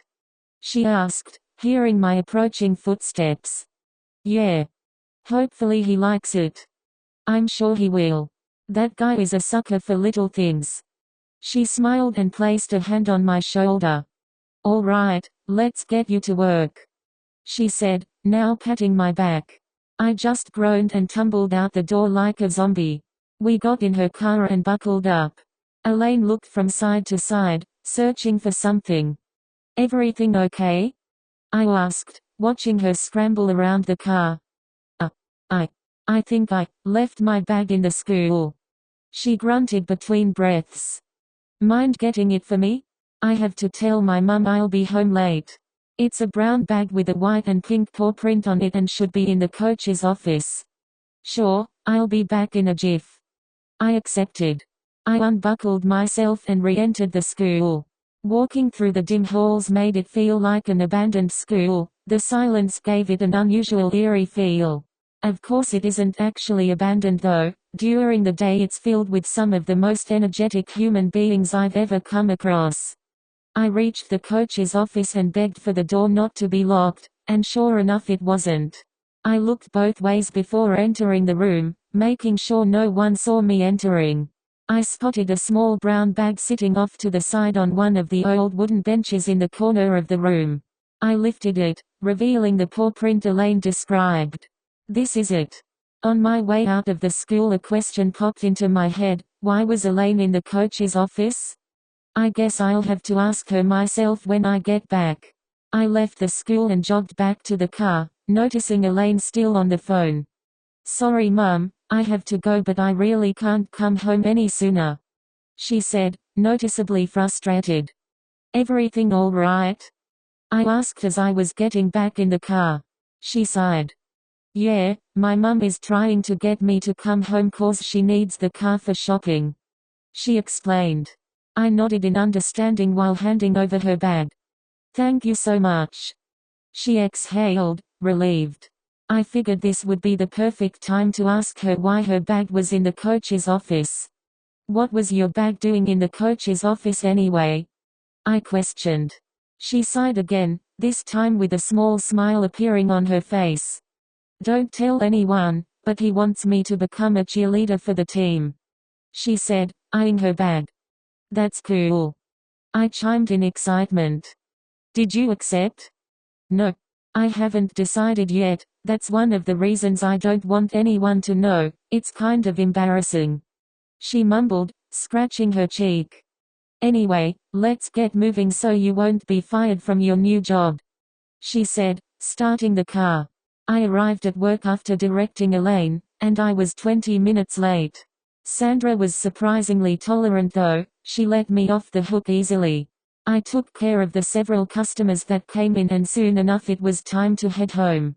Today was a lot more busy than yesterday so my body got pretty sore from all of the movement. Who knew being a cashier could give you muscles? Alright, I'm heading home, I informed, setting my apron on the front counter. Okay, stay safe, ya hear? Sandra yelled from the back. I will. Have a good night, I said, heading for the door. You too. Tonight would be my first night walking home from work. My father would probably get suspicious if he saw me enter through the front door this late every night, so I still have to be extra careful not to be seen. I crept up the stairs to the front door and slowly turned the handle of the door. My heart sank when I saw my father so drunk he looked like one of the undead. When he heard me coming in he just watched me. I walked to the stairs leading up to my room, hoping with all my life he wouldn't attack me, but I was wrong. Just before my foot reached the first step he charged at me.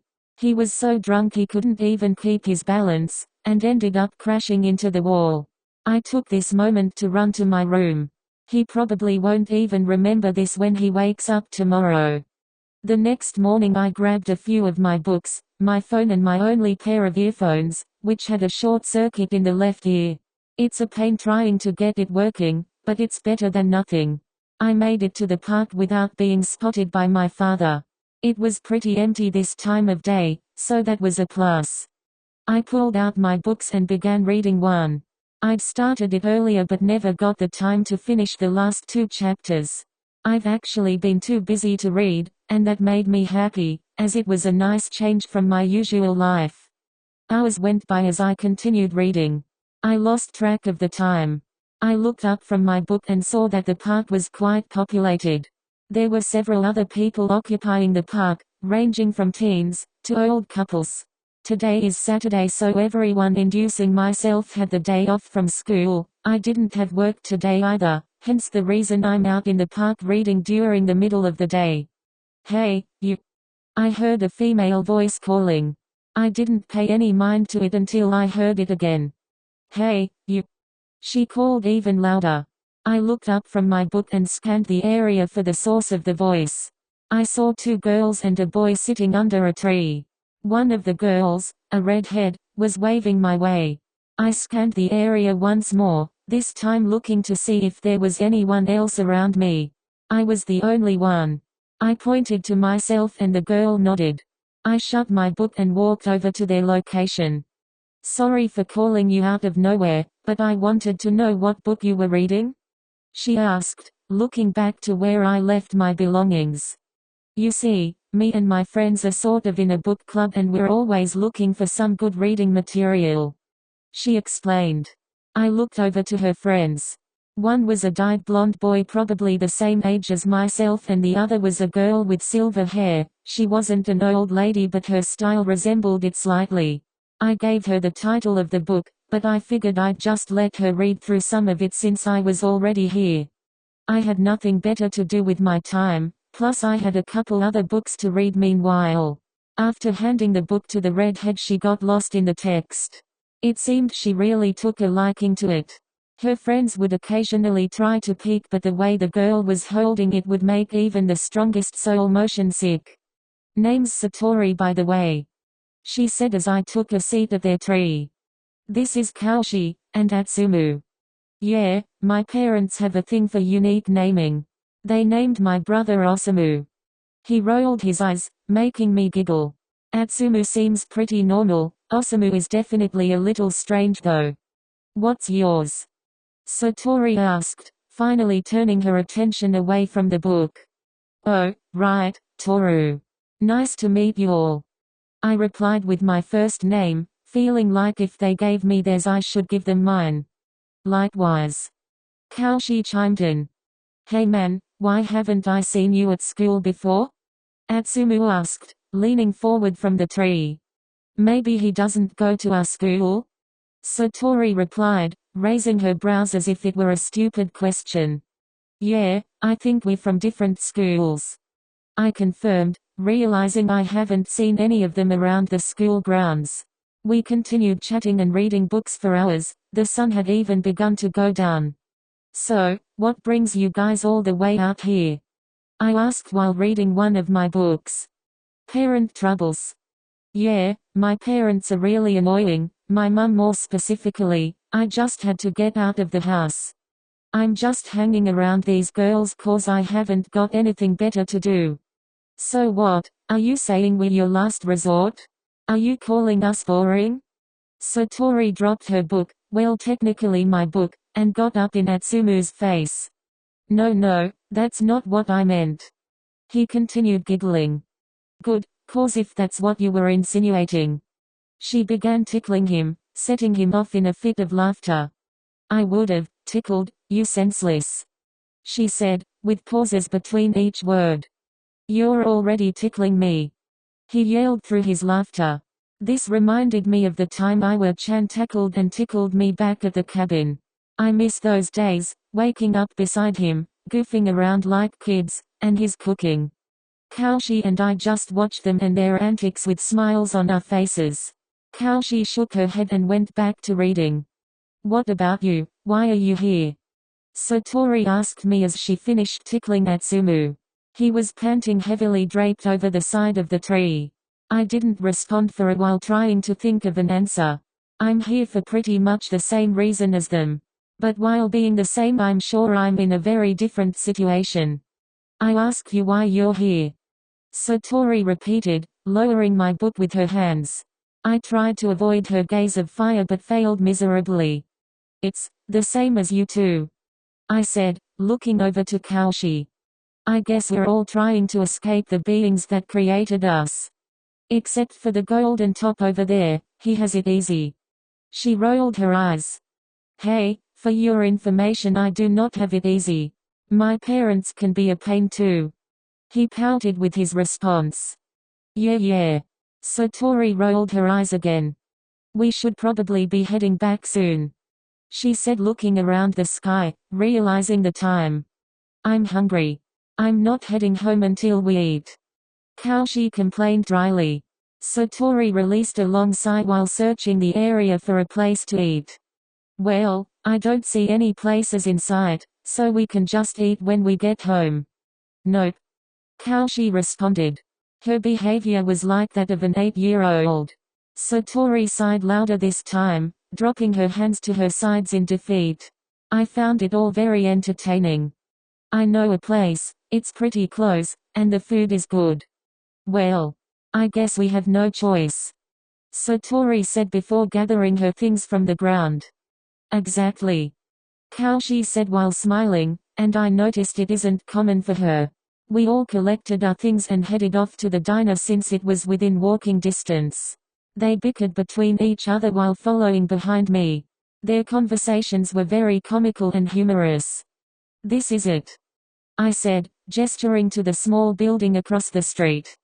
"Looks pretty old." Satori shrugged.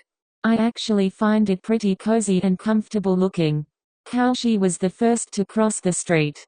I guess she was quite hungry. The bell shook as we entered the diner, drawing Sandra's attention. "I didn't know you were coming today," she said in surprise. "I'm bringing in customers." "You work here?" "Yeah, only during weekdays though." "No wonder you brought us here, it's all part of your business scheme." Satori eyed me with a judging look. "No, I honestly recommend the food here, plus it's the closest diner around, so it's a win-win," I clarified. I couldn't drop my smile the whole time cause Satori was holding her hips with the same look on her face. She said before turning around. Atsumu was admiring the interior of the diner, while Kaoshi had already taken a seat, ordering her meal. Satori and I joined her. We got tarts, pie, and burgers.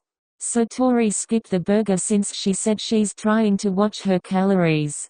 I guess Kaoshi was one of those people who could eat without worrying about their weight. Atsumu joined us a couple minutes later, getting the same stuff as us. "It's a shame you don't sell Hot Pockets or Chipotle," Atsumu said, disappointed. "You kids don't need that stuff anyway." "Izuki's been wanting burritos on the menu though, so I'll consider it." "We better come back then," Kaoshi said hastily, with her mouth half full. "Now that's good business," I said to Satori. She smiled and rolled her eyes. We talked a while after eating, but the sun began to set, so they really had to get going since they lived 2 towns over. We said our goodbyes and I waved them off when we got out to the parking lot. I stood there, realizing I had no idea what I wanted to do. I had no plans for the rest of the day. Boy, what I wouldn't give to be with Iwa-chan right now. He's probably busy doing something right now. I contemplated on calling him, pacing back and forth down the street, but eventually decided against it. I'm not usually the one to initiate those kinds of things, so I don't want to come off as desperate or annoying. I walked down the street towards my home. I noticed how pretty the sunset makes the neighborhood look. This place is actually quite beautiful when it isn't foggy or dark, that is when you ignore all the trash and cans littered about. I safely made it back to my room, unpacking the dinner Sandra made me. I was honestly surprised when she handed it to me before leaving the diner. She said it was in the house. She admittedly made too much, hence the reason she was giving it to me in the first place, but I'm still surprised and thankful for it. Now I won't go hungry tonight. The sun quickly set and the moon came around, lighting up the dim neighborhood. And I'm pretty sure my father is out with some of his drinking partners, so I can just relax for the time being. Tomorrow is the big game. I whispered to myself as I took out the styrofoam plate of full rice, sauce, corn, and flatbread. I sat next to the window of my bedroom, watching the sky as I ate the delicious meal Sandra gave me. As I returned to my room after a quick show, I heard my phone going off. I was really dumbfounded as this was the first time anyone has texted me. I quickly ran over to it, picking it up. My heart skipped a beat when I saw that it was from Iwaoi-chan. Iwaoi-chan. Heart, hey Ko, are you awake? I am, what's up? I replied, trying to be casual about it, even though I was glued to my phone like a crazy person.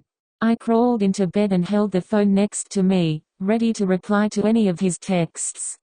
Iwaoi-chan. Heart, cool. Our friends are going to be outside of the school about an hour before the game. Are you going to be there? It made me feel happy and fuzzy that he asked, and he said our friends. I felt included. The biggest smile crossed my face. Yeah, I'll be there. I replied, adding a smiley. Iwaoi-chan. Heart, alright, cool. Well, see you later then. I frowned at his response. I was hoping he'd stay a little while longer. Bye. I scratched at my head, frustrated that I couldn't come up with a better reply. Some time passed and I lay there, staring at the bright screen of my phone. It made me feel a little cozy, and sad at the same time. Suddenly my phone went off again, notifying me that I received another message. Iwaoi-chan. Heart, actually, are you going to bed right now? Or are you busy? No, not at all. I texted as fast as humanly possible. Iwaoi-chan. Heart, oh okay then. Mind if we talk for a while? The large smile recaptured my face. Sure. My message wasn't even close to expressing my excitement. I was practically squirming in my bed. Iwaoi-chan and I texted back and forth for at least an hour. He told me what he had for dinner, what shows he watched, and even the position he was laying in. I wanted to know every bit of it. And of course I did the same. He had to go to bed early to rest up for the game, so our conversation had to eventually come to an end. I could tell he was extremely excited for the game. He mentioned all of the possibilities it could open up for him. I'm going to be rooting for him with every cell of my body.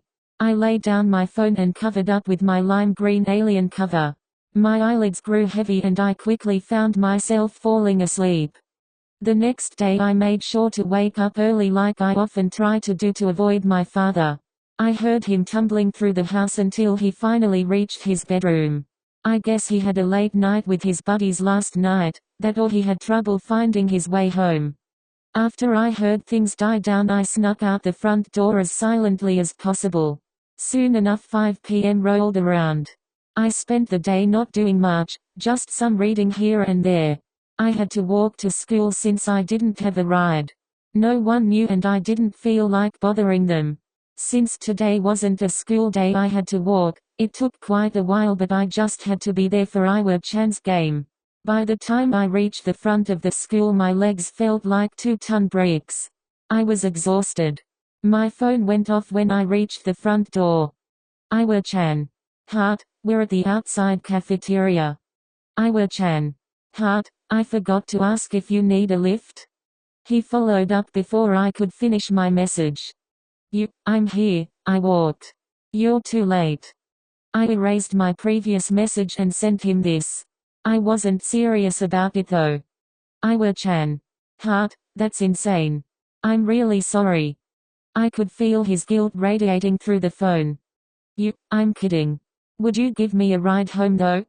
I asked, heading to the outdoor cafeteria. There were so many people in the school it took me by surprise. I guess this is a really important game. Iwa-chan. Heart, yeah sure. I smiled and shut my phone as I reached the cafeteria. It was surprisingly empty aside from Iwa-chan, Elaine, Morita, Mida, Okada, Suzuki and Shokei and a couple others scattered about. Not the Shokei we met during the trip but one of Iwa-chan's older friends. Speaking of him, I wonder what he's up to. He always looks so preoccupied. I'd speak to him more often but I don't want to bother or distract him. There he is. Iwa-chan said with a smile as he saw me walking out. We've been waiting for forever. Elaine said jokingly while rolling her eyes. Yeah, where have you been? Okada said with a Valley Girl accent, while playing with her hair and chewing gum. Sorry, I had to walk here since I didn't have a ride. Yeah, Iwaizumi was telling us. I see. I giggled, taking a seat next to them. Morita, who are you betting on? To be completely honest, I don't know. Our man Iwaizumi seems promising, but there's also that guy Trent who is pretty good. My money is on the hottest hunk on the field. Okada sprung up, expressing her excitement. Sounds just like you. Elaine said, her voice full of satire. Oh, that's right, my father had extra pastries from the bakery, he told me to share them with you all. Shokei said, setting a cream-colored bag on a nearby picnic table. Oh, I love pastries. Mida said with a single clap. I don't think I should eat before the game. Iwa-chan said, a little disappointed. I have to watch my carb intake. Elaine informed, flicking her. Same. Okada followed. Wow, I guess dieters are a thing, huh? I guess it's just me, Morita, Suzuki, and Oikawa, huh? Mida said, grabbing a donut. No thanks. Suzuki said, not removing his eyes from his phone. Alrighty then, more for us. Mida cheered, retaking her seat. I reached into the bag and pulled out a glazed donut. I probably shouldn't eat too many of these, but I'm more than likely considered underweight at the moment, so a couple couldn't hurt. They were soft, sweet and chewy. I really have to be careful not to get addicted to these things. Morita, Mida and I ate half of the bag. Mida had the most between us. She wasn't lying when she said she loved pastries. I noticed Iwa-chan smiling my way, but I wondered why. I turned to him wearing a curious look. You eat like a slob. He teased me. My cheeks flushed with embarrassment, suddenly realizing I had something on my face. My body stiffened when Iwa-chan leaned in with his hand approaching my face. He ran his thumb over my lips, wiping the donut filling from my face. My skin grew a brighter shade of red. This time it wasn't from embarrassment. I felt like I had butterflies flapping about in the pits of my stomach. No one seemed to notice what was going on, that or they just didn't care. I kinda lost myself in the taste. These are really good. I said, lowering my head, shyly avoiding his attractive gaze. I'll tell my dad you guys enjoyed them. Shokei smiled, packing up all of his containers in the bag since everyone had already finished eating. There you are, said one of the guys in a group coming out to the cafeteria. Coach is looking for you. I think we're supposed to be getting ready for the game. So they are his teammates then? Some of their faces do look familiar. Oh, all right then. I guess it's time. Iwa-chan said as he stood from the stairs. The game doesn't start for another 30 minutes. Okada pointed out. She's right, that's plenty of time to get ready. The coach likes extra time to prepare. Better secure than sorry. One of the guys said with a shrug. Yeah, he's always been like that. Iwa-chan said with a half smile. Well, we'd better get going, he said, turning around to head back into the school. I wanted to follow him to the locker room and cheer him on from there, but I knew I would be out of place there. Instead we all headed for the bleachers. I was beyond surprised to see so many people when we got there. The bleachers were filled with students, parents, and teachers. Even Iwa-chan's parents made it. I wasn't expecting to see them. They waved us over when their sight landed on us. "Hey Oikoa." Darby greeted in a motherly manner. "I'm glad you made it," Thomas said before turning his sights back to the field. "Where's Kato?" I asked, looking around noticing he wasn't here. "He didn't want to come, so we let him stay home," Darby said with disappointment. "I guess Kato isn't comfortable enough with this yet. He probably needs some more time to get used to it." Iwaizumi's point of view. "My friends and I just arrived at the outside cafeteria. We talked a bit, discussing the game. Today is a really big day for me. There are scouts all around this place. If we win we may secure a position on a high-level college team and maybe even an official team. It's weird, this is technically the first match of the season but it's also the last in a way. The game after this doesn't happen until sometime in September. Summer break is getting close so the rest of the matches get put on hold. After the game I'm going to treat you to dinner," Suzuki said, grabbing me in a headlock. "I'm sure the guys will want to party too," I said as I struggled out of his arm. "Yeah, we can all go out for dinner then," Suzuki said, pulling back to his seat on the stairs. "I'm coming too. I gotta get home early so I'll probably pass this time, sorry guys," Elaine said, saddened. "We don't need your hoe bottom there anyway," Okada jokes, sending everyone into chuckles and laughter. "I'm going to text Oikoa. I wonder if he's coming," I said while pulling out my phone. "I'm sure he's already on his way," Mida assured. I couldn't help but to text anyway. We're at the outside cafeteria," I notified, making sure he knows where we are. I forgot to ask if you need a lift," I quickly added, realizing that he might not even be on his way.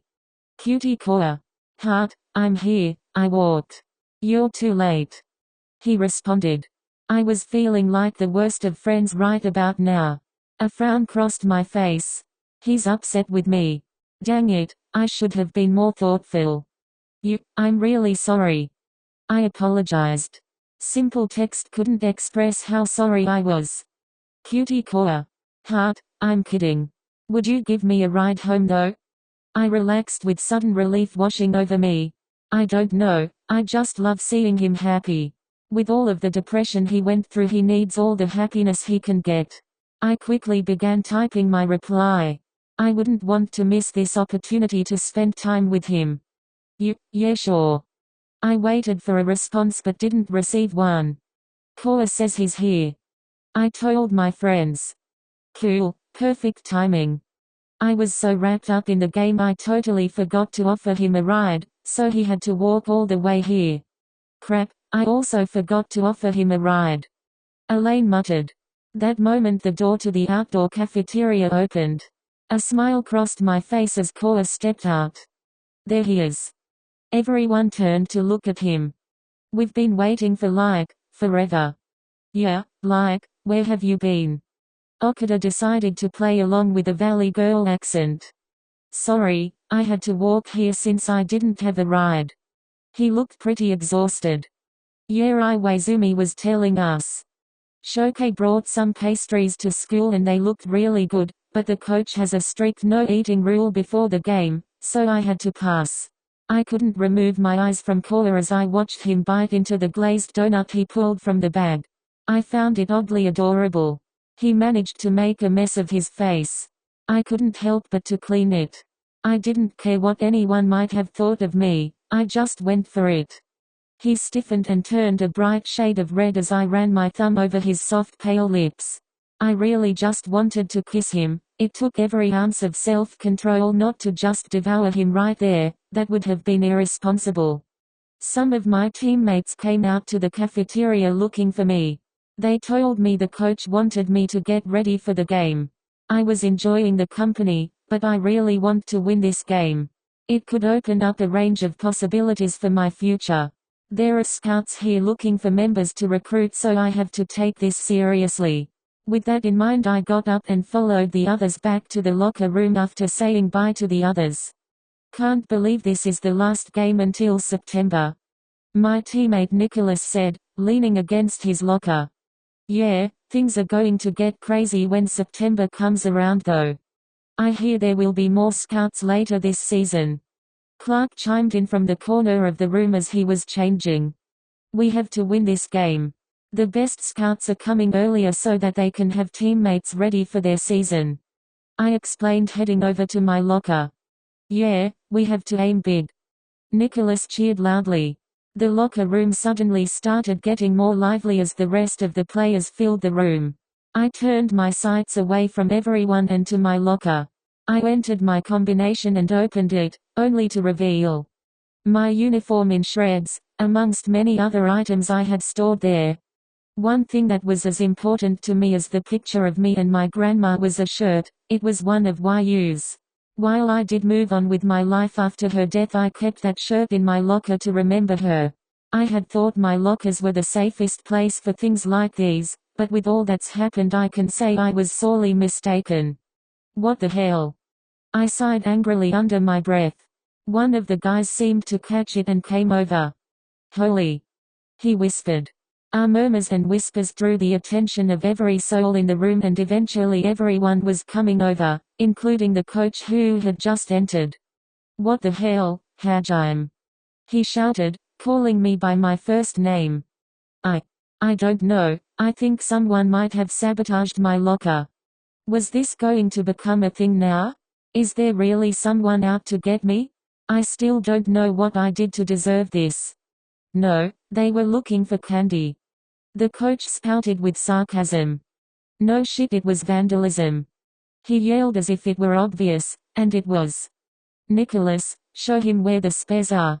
Hurry up, I don't want anyone being tardy, especially for this game. Coach shooed us off with a sigh. Understood. Nicholas responded, throwing out a goofy salute. We got out in the now almost abandoned halls of the school and headed for what I assumed to be the coach's office. Dude, I think someone's pranking you. Nicholas said, walking alongside me. It's much more than a prank. It's far beyond personal now. When I find out who did this, it's not going to be a pleasant sight. Yo man, I think you need to chill. You don't want to repeat the Parker incident, do you? It's much more serious than that, and there's no going back now. The Parker incident Nicholas was referring to was something that happened a couple of months after Yu's death. I overheard some of my classmates talking trash about Yu and her suicide. Looking back on it now, I know they were just immature and idiotic, but me back then didn't give a shit. During lunch break I hauled Parker out of the cafeteria and into the dirty school bathroom. He was demanding that I let him go the whole time. I shoved him against the wall and began throwing a barrage of solid punches at him. By the time I felt like he'd had enough, my fists were covered in blood, and let me just say he looked much worse. I panicked and left him in the bathroom, sitting in a puddle of his own blood. Most of it was from his nose, but I cut him up pretty bad. One of the students found him there and took him to the nurse's office. When he regained consciousness, he told one of the teachers that I was the one who beat him. I ended up getting suspended for a long time. But after that incident everyone didn't dare mention her name, whether it be good or bad. I've had anger issues for a while now, but they haven't really been anything to worry about as of recent. Aside from me getting easily pissed off by my friends and family, they haven't really been present, and when I met Koa they became almost non-existent. He's like the ice to my burn, he keeps me calm and happy. Whenever he's around things seem much more bearable. Hopefully he brings me good luck for the game tonight. Speaking of which, I have decided to tell him how I feel, whether or not he returns those feelings. I just hope he won't resent me if he doesn't feel the same way I do. But like I said, I'm going to tell him, right after the game is over. Here we are. Nicholas said, snapping me from my thoughts. He pulled out a key from his pocket and unlocked the door to the coach's office. We entered the darkening room, the setting sun shining its final seconds of light through the blinded window near the coach's desk. I looked over to Nicholas to see what he was doing, since we were supposed to be looking for a spare uniform for myself. "Yo man, can you help me with this? I may be strong but I can't lift this heavy ass wood by myself." Nicholas struggled, trying to move an old wooden bench. I chuckled a little before giving him a hand. We moved the bench out from under a closet. I parted the doors and saw a handful of uniforms hung on a rack. I searched for my number and grabbed it before heading back to the locker room. "All right boys, we gotta get out there and show 'em what we're made of. We stick to the plan no matter what, you hear me? No matter what. We're strong, so we can pull it off, but if one of you gets out of line you'll bring the whole team down, got it?" "Yes sir," we responded, loud and clear. "All right, let's get out there," Coach shouted, louder than before. We collected our helmets and gear before charring out the door and onto the field. Just as we entered the chill of the night air, the stadium lights came on, lighting the field. The crowd cheered as all the players ran onto the field. Both teams were prepared for the game. Anyone could tell that we all were a little nervous, but I was determined to win. I scoped the bleachers and saw all of my friends and family screaming and cheering me on. It didn't look like Kato was there though. I suppose he needs his space. "Get your head out of the clouds, Iwaizumi," Coach yelled, capturing my attention. Oiko's point of view. Iwa-chan's team charged right at the beginning of the game, quickly taking the lead. The other team didn't look like they wanted to fight back. I mean, I'm no sports guy, but even I could tell something was up. A quarter of the game was up already and the other side finally started covering more ground. Even though they found some treading, they were still far behind. Watching Iwa-chan take down the opposing team with his sharp reflexes and powerful charges got me excited. I found myself standing up and cheering with the rest of the crowd. His parents' cheers really stood out though. Deborah's shouts were like supersonic waves, moving visible objects. Obviously I'm exaggerating a little, but she was definitely proud of her son, and so was I. The rest of Iwa-chan's friends seemed to be into it as well. Morita and Suzuki ended up betting on opposite teams. I don't think they really knew who was going to win, but decided to do it to spice up the game. Someone on our team was running past several of the opponents, charging for the touchdown. It was like the whole team was coordinated behind an amazing strategy.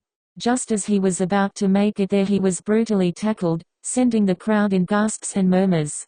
Things got heated pretty quickly. No one would have imagined the other team catching up, but it was happening right in front of everyone's eyes. All of a sudden I was feeling anxious. I really wanted Iwa-chan to win since I know how much it means to him, so seeing the other team catching up to them like a horse to a rabbit is unsettling. This went on for a while and only got worse. They haven't scored a single point since. I could tell they were under pressure, including Iwa-chan. They'd been playing the same way without changing up their strategy, and every time someone did something different the coach would snap at them.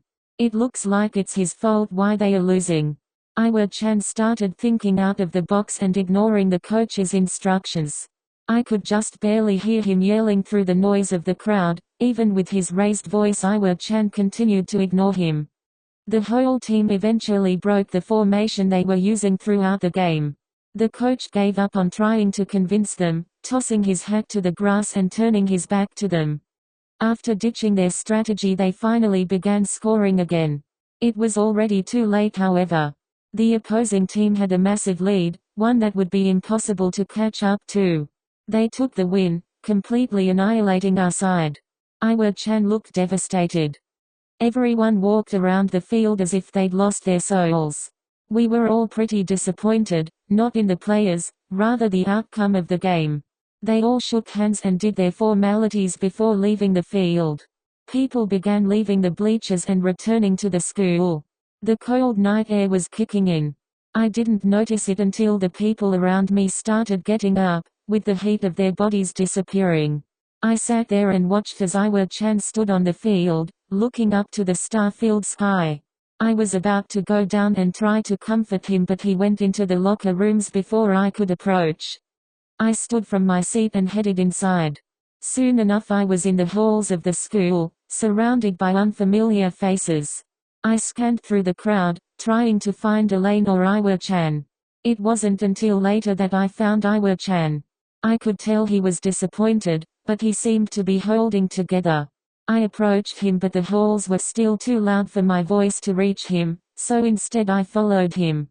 He went out to sit on the bleachers, where silence captured the air. Hi. I approached nervously. He quickly turned his head to me, looking surprised. Hi. He said with a faltering smile. That was bad, wasn't it? He chuckled, resting his chin on the back of his folded hands. No, you guys did really well. I complimented, trying to cheer him up. Especially you. My voice lowered. He turned his head to me once more with a solid smile on his face. I couldn't hold back a blush. It probably wasn't too noticeable in the dark though. The strategy you guys used during the first half is what really got you guys down though. It started out amazing but quickly went downhill. I informed, but I'm sure he probably knew this. Yeah, the coach is stubborn. He ordered us to stick to the plan even when it was failing. I stopped listening to his orders. Now he's blaming me for screwing up the game. Gosh, he's a total butthead. You guys only lost cause you stuck to the plan and that was his fault. I spoke with my words growing heated. That's the thing though, the plan seemed like it could have worked when reading it on paper, but the other team figured out how to counteract it in no time flat. That's really unusual, so we weren't prepared. He explained, releasing a sigh. He seemed to go back to his gloomy self, lost in thought. I didn't want to bother him, so I just sat beside him silently. The sound of the wind crossing the large open field, carrying the night air and the chirps of the crickets, it was all so peaceful. I wish I could just fall asleep here with Iwa-chan, that would be a dream. Oi Koa. Iwa-chan called, drawing my attention. Yeah? I want to tell you something, he said, with our eyes now meeting. My heart skipped a beat upon contact. Okay. I replied softly. There you two are. Mida yelled, bursting through the door from the school's interior. Elaine and Okada followed behind her. The guys were looking for you. Okada informed us as they reached us. Crap, I forgot about the after party. Iwa-chan sighed before standing to his feet. Are you coming? He asked, looking down at me. I pondered. I don't know if that would be the wisest thing for me to do. I don't want my father to see me coming home after 12. I'd probably lose that many years of my life. I'll have to pass. A disappointed look crossed his face once more. I feel bad, but I don't want to come to school tomorrow with bruises all over me. All right, maybe another time. He forced a smile before turning to leave. Double quote. I forgot. I was supposed to give you a ride home, he said, looking back to me wearing a sad expression. I'm not coming to the party so I can give him a ride. That would be great. Thank you, he said, smiling at Elaine. Wait, what did you want to tell me by the way? I asked, lifting my hand to him. He paused for a moment, then looked at the floor. It can wait. All right. Well, we'd better be heading out. See you guys tomorrow, Iwa-chan said, tossing up a wave before walking off with Okada and Mida. We all said our goodbyes, then it was just me and Elaine. You're a lifesaver, you know that. I praised Elaine. I know, what would you do without me? She brushed her hair to the side with a smug smile. Moments later we both erupted into giggles. Really though, this is a big help. I would not want to walk back home in the dark, I said, as we were preparing to leave. You're very welcome. I wouldn't want you to be walking home anytime, she said, grabbing her bag. Now let's go. She dragged me out of the school and into her car, or her mother's rather. She turned the heat on low to ward off the chill in the night air. I leaned back into the seat and looked off into the distance, ready to head out. She popped on the radio before pulling out the driveway. It was on some meditation station. We broke huge smiles, looking between each other. It wasn't something either of us would normally listen to, but I didn't care which station played right now. I just wanted something to listen to.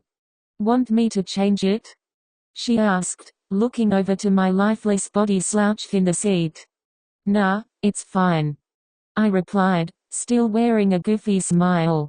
The music was relaxing, so much so that I almost began to fall asleep right in the car.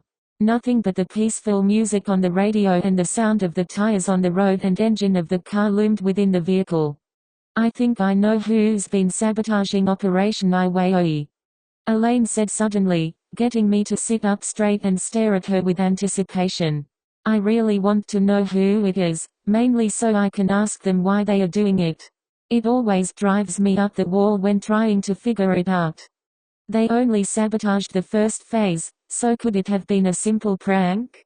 Well, that's the thing. Iwaizumi told me someone trashed his locker in the boys' locker room before the game, Elaine said with a serious look. Crap, are you kidding?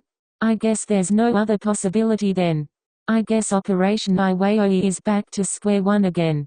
I was waiting for some kind of follow-up, but Elaine went silent. Well, who is it? I asked after a moment, leaning a little closer. I can't say just yet. I'm not 100% sure it's them, so I can go around spreading rumors. Can't you at least tell me? I gave her a puppy face. She pouted. I'm sorry, I can't let them know we're onto them. I want to play it safe so I don't blow my only chance to expose them. She explained. I can understand that, it's just not knowing is so painful. Alright, I'll wait for you to get more evidence on them, I said in defeat, slouching back in my seat. She giggled and returned her focus on the road. She dropped me off on the street near my house as I tell everyone to do. We exchanged goodbyes and she drove off. I returned home in the thick fog that swallowed up the neighborhood. It was a pretty creepy sight, but I've grown accustomed to the occasional fantasy like mist. The house was silent upon entering, and surprisingly stayed that way. I spent most of my night just reading, with the occasional thoughts of the game from earlier today passing through my head. I really felt bad for Iwa-chan. He deserved that victory. I was rooting for him, but in the end it didn't matter. He still seemed so down after the match. Hopefully the guys will be able to cheer him up during the after party, or dinner rather. It isn't really a party since they weren't celebrating their win. The thought of Iwa-chan also got me thinking about what it was he was going to tell me. It seemed pretty important, and now I'm going crazy trying to figure out what it could be. I decided it would be best just to go to bed and rest up for tomorrow, since work continues as well. Iwaizumi's point of view. On the drive to dinner the guys were as loud as hell. It's almost like they forgot all about the match, that or they were trying to forget. Even if that were the case, they were still too freaking loud. I didn't bother saying anything though. What are you guys going to order? Suzuki asks, popping his head over the seat. Something light with a salad, Okada said, staring at her phone. I'ma get a burger. Same. Morita quickly lifted a hand. I don't know yet. My mind was still too wrapped up with the game, and Koa. I couldn't tell him how I felt. The moment seemed ruined after being interrupted. I guess I'll have to try again some other time. We arrived at a diner called Greg and Paul's Grill. Suzuki gave directions to one of the guys from my team and he drove. Nicholas and Clark came along too. We had to take the guy's car cause it can hold up to 8 people, and with so many of us going it only made sense. Heads turned as the rowdy group and I entered the diner. We found a table and ordered our meals. I got a sloppy Joe sandwich. It reminded me of the trip, the day me and Koa shared our food. He was so shy and goofy, I still find it unbearably cute. It's becoming increasingly hard resisting him every day. The loud surroundings snapped me out of my daze. The guys were messing around. There were plenty of jokes being thrown around, some borderline offensive. Soon enough the girls were joining in. They were all having fun, forgetting about the game. It was probably better this way. I would have gone home early, but I didn't bring my car. It was still at the school. I had to sit through all of their unbearable shenanigans. If I'd known it would be like this, I would have just hung out with Koa. They knew how frustrated I was, yet they continued bugging and teasing me. I did nothing but sigh and roll my eyes. After dinner we were dropped off at the school to get our vehicles. I said a barely audible bye to everyone before heading over to my car. It felt so much better being alone. The largest sigh of relief escaped me. I started my car, pulled out of the driveway and headed home. I would still like to hang with Koa, but it's getting late. It's currently 11 p.m., and I have a feeling he wouldn't be up for it. Halfway home my phone went off. I was excited, hoping it was Koa, but when I saw the caller ID I realized it was Elaine. I released a long sigh before answering it. Hello. Hey Iwaizumi. Her voice was soft. What's up? I asked, wondering why she was calling me. We have to talk. About? I think I know who's been messing up your lockers. She says with hesitation. Who was it? Does she really know? If so, I can finally confront them about it. I think we should talk in person. It'll be easier to explain. She said nervously. All right, where do you want to meet? She went silent, probably thinking about a place. How about my place if that's okay? I have something to show you. I think I'll be able to explain it better that way. All right, I'll be over in a few. I agree before hanging up. I pulled into her driveway and got out of the car. I took a moment to prepare myself for what Elaine was about to tell me. After collecting myself, I walked up to her front door, giving it a soft knock. I didn't want to disturb anyone since it was so late. I waited for a moment before hearing footsteps approaching the door. It opened and Elaine's mother stood in the doorway. Hello Hajime. She greeted, turning my neutral expression into a frown. I hated when people besides my family called me that. Hi Mrs. Morris, is Elaine home? I asked, looking into the house. Yes, why do you need her so late? She asked with her expression going sharp. She called me over. She had something urgent to show me. I explained, trying to convince her to let me in. All right, but I better not catch you two doing anything sexual. Wow, way to be blunt. I'm sure my reaction made it very clear that that wasn't my intention. Just as Mrs. Morris let me in, Elaine came down the stairs. Hey Iwaizumi. She said with a serious look on her face. Hey, are you ready to show me? I asked, walking up to her. Yeah, follow me to my room. It's best if we talk there. She said, and so that's where we went. I looked back, catching her mother glaring at me with suspicion. I couldn't help but roll my eyes. When we reached her room, she opened the door, inviting me in, then shutting it behind us. I released a deep sigh. All right, it must be important if you had me come all the way over here. She paced around the room silently for a moment. It really built up the tension. Suddenly she came to a complete stop. You know what, enough stalling. The person who's been going through your lockers and destroying your stuff has done much more than that. There were several occasions they tried getting in your way. The room went silent. So, who's the person behind all of this? She lowered her gaze to the floor with a pained look crossing her face. It's. She paused for a while. It's Oikoa. Full stop. Full stop.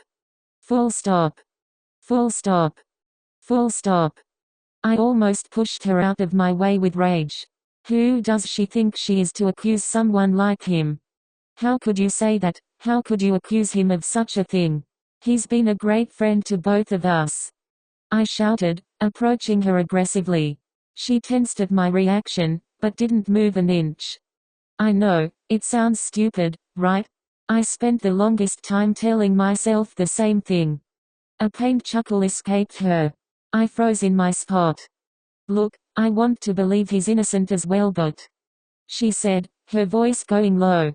What proof do you have that it's him? What evidence do you have to back this accusation up, huh? I asked, clenching my fists. That's the thing. Whenever me and Oikoa hung out, he'd disappear at the strangest times. It took a couple of times before I caught on. She explained, her voice still low. I started following him in secret. I caught him doing things. She paused again. It's better if I show you. She pulled out her phone and connected a cable to it. She turned on the large TV sat in front of her bed. Seconds later a video began playing. Koa. It was Koa on the screen. He stood next to my locker looking back and forth before entering the combination. The video suddenly ended as the camera was pulled around the corner. I had to cut it short so he wouldn't catch me. This still doesn't prove anything, I said, still angered. It doesn't, but that's not the only video, she said, playing another video. It was the same thing as last time, only now it was my locker in the boys' locker room. That's where it starts getting a little strange, Elaine said with discomfort. There's more. Yet another video started. It was of Koa walking through the halls of the school to the coach's office. This time he looked really suspicious, but I didn't understand the point of this one. Elaine seemed to see my confusion and explained it to me. Remember how the game turned out? Wasn't it odd how the other team could read everyone's moves ahead of time, almost like they had your plan sheet? Well, they did. I spoke to one of the guys from the other team and bribed him into giving me information. He told me that some kid sold the plans for a reasonable price. I guess they were testing the water during the beginning of the game to see if the plans were actually real. I can't believe it, there's just no way it's Oikoa. I couldn't have been getting fooled all of this time, could I? Did you notice anything out of place when you went over to his house? She asked with her eyes narrowed. Duh. He never let me into his house, I said slowly, suddenly realizing how suspicious it seemed. Same here. Whenever I mentioned his house he'd get all awkward, Elaine said, playing with her finger. It was the exact same reaction he'd give me. My heart ached so much. What if this was all true? What would I do? What could I do? I'm not doubting him yet. I need more information before I can judge him, I said, still trying to convince myself that he's innocent. Ask him where he was during any of these times. I'm sure you'll get your answer then, she said while disconnecting her phone from the display. All right. I guess I should be going, I told her, making my way out of her bedroom. Okay, she replied, turning her head towards me. As I exited her room I caught her mum scampering away from the door. Sorry to hear about your friend, she said bashfully, rubbing the back of her head. I just nodded blandly at her before heading out to my car. My mind was in a spiral going over these thoughts over and over again. It just can't be. There's just no way Oikoa can be who Elaine says he is. Though I've known Elaine much longer than I have Oikoa, so I trust her too. I guess all will be revealed tomorrow. I spent the rest of the night burying these thoughts, trying to enjoy myself. Let's just say that didn't work out. This news after losing such an important match was really heartbreaking. I was hesitant to go to school the next morning, since I'd be getting an answer to the question raging at the back of my head. What happens if he actually turns out to be guilty? I pulled into the school's parking lot before exiting my car. I pulled out all of my essentials and headed for the door.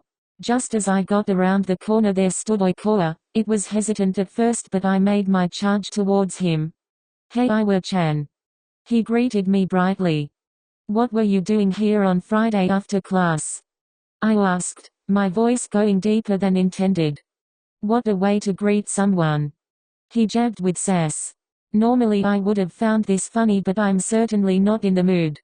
Answer the question. I raised my voice, feeling my anger clawing at the surface. All right. He stuttered, taking a step backwards. It took him a moment to remember. I was getting some books and leftover schoolwork from my locker. He lied. My heart shattered at that very moment. It was all lies. All of the memories of our trip came rushing back to me. They all suddenly became so painful. I felt so strongly about this kid, and now I find out he's been taking me for a fool, and I guess that's what I am for letting my guard down around him. All of those moments we had, how could anyone tell they were fake? He made all of this up just to make a fool of me? I bet that time he tricked me in the hall was intentional too. I got in a heaping amount of trouble from that. The list of consequences was huge, but I just paid them off with my parents' money since they have plenty. I had to do my best to hold in all of my anger, otherwise his face would be in pretty bad shape. I wouldn't want to do that cause for some reason I still have feelings somewhere deep down for him. Instead of continuing the conversation, I just headed into the school. He kept calling out to me, but I just told him not to talk to me. It hurt me, but if I stayed around him any longer I'd be in more pain. Iwai's point of view. I got off of the school bus, excited for school. I know that's an odd thing for most people, but school is like the only place I'm surrounded by people who like me. It's like a temporary escape from my endless nightmare. I stopped by the stairs to the school, waiting for Iwa-chan. I didn't see his car in the parking lot, so I'm assuming he still has yet to arrive. After a couple minutes he pulled in the parking lot and came from around the corner of the school. "Hey Iwa-chan," I greeted excitedly. "What were you doing here on Friday after class?" he asked suddenly, ignoring my greeting. "What a way to greet someone," I said with satire. "Answer the question," he yelled, worrying me. Had something gone wrong? Did I do something? All right," I stuttered, fear clear in my tone. I thought back to Friday, realizing that was the day Phase 2 of Operation Iwaoi took place. I couldn't tell him about that, could I? I mean, I'm literally trying to win him over in secret. It wouldn't make any sense if I just said it outright. I quickly ran over every possible cover-up. I was getting some books and leftover schoolwork from my locker. Is that really what I settled for? Now that it was said out loud, it doesn't seem as convincing. Iwa-chan's gaze sharpened, with his eyes becoming void of light. His dark expression made my heartbeat drop as if time itself had frozen. He just turned away, not speaking another word. "Iwa-chan, is something wrong?" I asked, nervously following behind him. "Don't talk to me," he commanded in a deep, heavy voice. His words almost stopped me in place, but I kept pressing. I wanted to know what was wrong. Iwa-chan never acted this way towards me before. "Iwa-chan, wait. What's wrong?" I tried to keep up with him. My legs were shaking non-stop, making it a difficult task. "I need space," he growled, stopping me in my tracks. I couldn't comprehend what was going on. Did I do something wrong? I was dying for an answer, but he wouldn't talk to me, so I left it alone. He walked away, leaving me at the door. I figured I'd ask Elaine what was going on with Iwa-chan. When I got to my locker, she was nowhere to be found. It was a little strange, since she either meets me at the entrance of the school, the halls, or my locker, but I hadn't seen her once. She wasn't even near her locker. I went to class feeling uneasy. I couldn't focus on anything anyone was saying. It wasn't until my next class that I snapped out of it. That was when I saw Elaine walking in. I sat there waiting for her to greet me, but nothing. She didn't even look my way. I was beginning to feel petrified. Something must be going on. I called out to Elaine after class ended, but she kept walking like she couldn't hear me. My words not reaching her made everything feel more like a nightmare. During lunch period, I headed over to the cafeteria, hoping to find everyone there. I'll just stroll in like everything is normal, and hopefully it's just Iwa-chan that is upset with whatever I did. I went up to the line and got an apple, a carton of chocolate milk, 2 slices of bread, and some vegetables. I waited a moment, readying myself for whatever was about to happen. With every step it felt like the weight of my feet doubled. It got to the point where I almost fled, but I realized I couldn't leave things the way they are. I can't go back to living life like this, alone. I had to at least try. When I finally reached their table, all of their eyes locked sight on me, making me super uneasy. They sat there, watching me silently. It was the same for me. I didn't move. I couldn't at this point. I was too scared to do anything. They weren't wearing faces of friends, their expression showed nothing other than disgust and disapproval. It was like I was some stranger who decided to randomly eat lunch with them. A few more seconds of awkward silence passed before Morita broke it. "Look man, we don't really want you here," he said, not meeting my eyes. For a split second it all seemed like a joke, but as time passed everything became all too real. Everyone's faces seemed to be a clear sign they agreed with Morita. I dropped my tray on the table and walked out of the cafeteria, then the school. On my way out I overheard Okada whisper, "He really has the nerve to show up in front of us after what he did? What did she mean by that? What have I done to deserve this?" I sat outside the school grounds waiting for it to end so I could catch a bus back home. I just can't stop going over what happened in my head. Was this their way of ditching me? Was this planned all along? I'm not the greatest person in the world, but I figured I could at least have a friend, someone who sticks by me through thick and thin. The final bell eventually rang with kids pouring out of the building moments later. In the midst of those students I spotted Iwaoi-chan. I stood from my seat and hastily made my way in front of him. "What's going on? Why are you all avoiding me?" I asked with my voice unintentionally going shaky. "Look, get out of my way, I don't have time for this," he said, moving me to the side himself. I didn't push the conversation any further. I let him walk away and hung my head low in defeat. I got on the bus back to my neighborhood and headed in for work. I didn't let what happened today affect my work. If anything, I was more determined. Everything may be bad at the moment, but if I keep trying I'm sure I'll be able to fix it. That thought is what got me through the day. I finished work without any problems. Even though I was distracted I managed to pull through. I returned to the house to find it empty. At least everything isn't all bad today, right? I don't have to endure another beating from my father. I sat awake in my bed, thinking of a plan, or a way to find out why everyone is avoiding me. None of them will talk if they are together, and that's the problem. They are always together, they always cling to Iwaoi-chan. I have to figure out a way to speak with them individually. The only time periods where that is likely to happen would be early on in the day, maybe as soon as they arrive at school, or when they are heading home, so that means I'll only be able to talk with 2 of them a day, and that's if I'm lucky. The first thing I did was head to the bus stop. I skipped breakfast cause I felt like things would go faster this way, but now that I'm sitting here waiting for the bus it seems like a wasted effort. When the bus did finally arrive I hopped on and sat near the front this time, hoping to exit before anyone else. I didn't want to be barricaded behind a wall of students when I needed to be inside early. Thankfully when the bus stopped I was able to squeeze my way out before everyone else. I charged for the school looking for any familiar faces. It wasn't until I got inside that I found one, Okada's to be precise. I strode over to her while searching the area for anyone that may interrupt our conversation. I waited for her to turn the next corner before speaking to her. "Hey, Okada. You, stay away from me," she said, scrunching her face. It made me feel more like a stranger than I already had. "Please, I just want to ask you something. Why are you all avoiding me? No one will talk to me or even look at me. I think it's time you dropped the innocent act," she scoffed before walking off.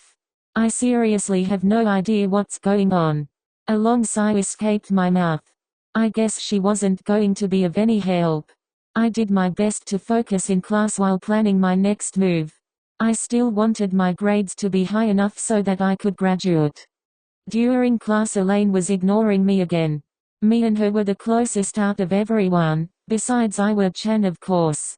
I can't believe she'd just stopped being my friend overnight. Something must have happened, and I'm going to find out what. Just as class ended I ran over to Elaine and dragged her away from the other students. She looked worried, like I was going to hurt her. What they think I did must be something pretty bad, it would be hard to deny with the way they are acting. "Elaine. Why are you guys pushing me away?" I asked, sounding more desperate this time. It could have been me, but it seemed like a flash of sadness and pain crossed her face. I'm sorry, Oikoa. I can't. I have to go, she said before walking away. Elaine. Why can't you tell me? I yelled, but she kept on walking. I continued watching her until she disappeared behind a corner. I wanted to skip lunch so bad, but I'd already passed up breakfast, so I couldn't skip another meal. I mean, I'm used to it, but that's the thing, I'm already underweight, I shouldn't be skipping meals. I pulled out a tray and got the usual. I chose to sit at the table furthest away from them, that wasn't occupied anyway. Sometime through lunch I felt their eyes burning holes through me. I could help but to sneak a glance, and sure enough they were all staring at me. I lowered my head feeling guilty, like I'd actually done something wrong.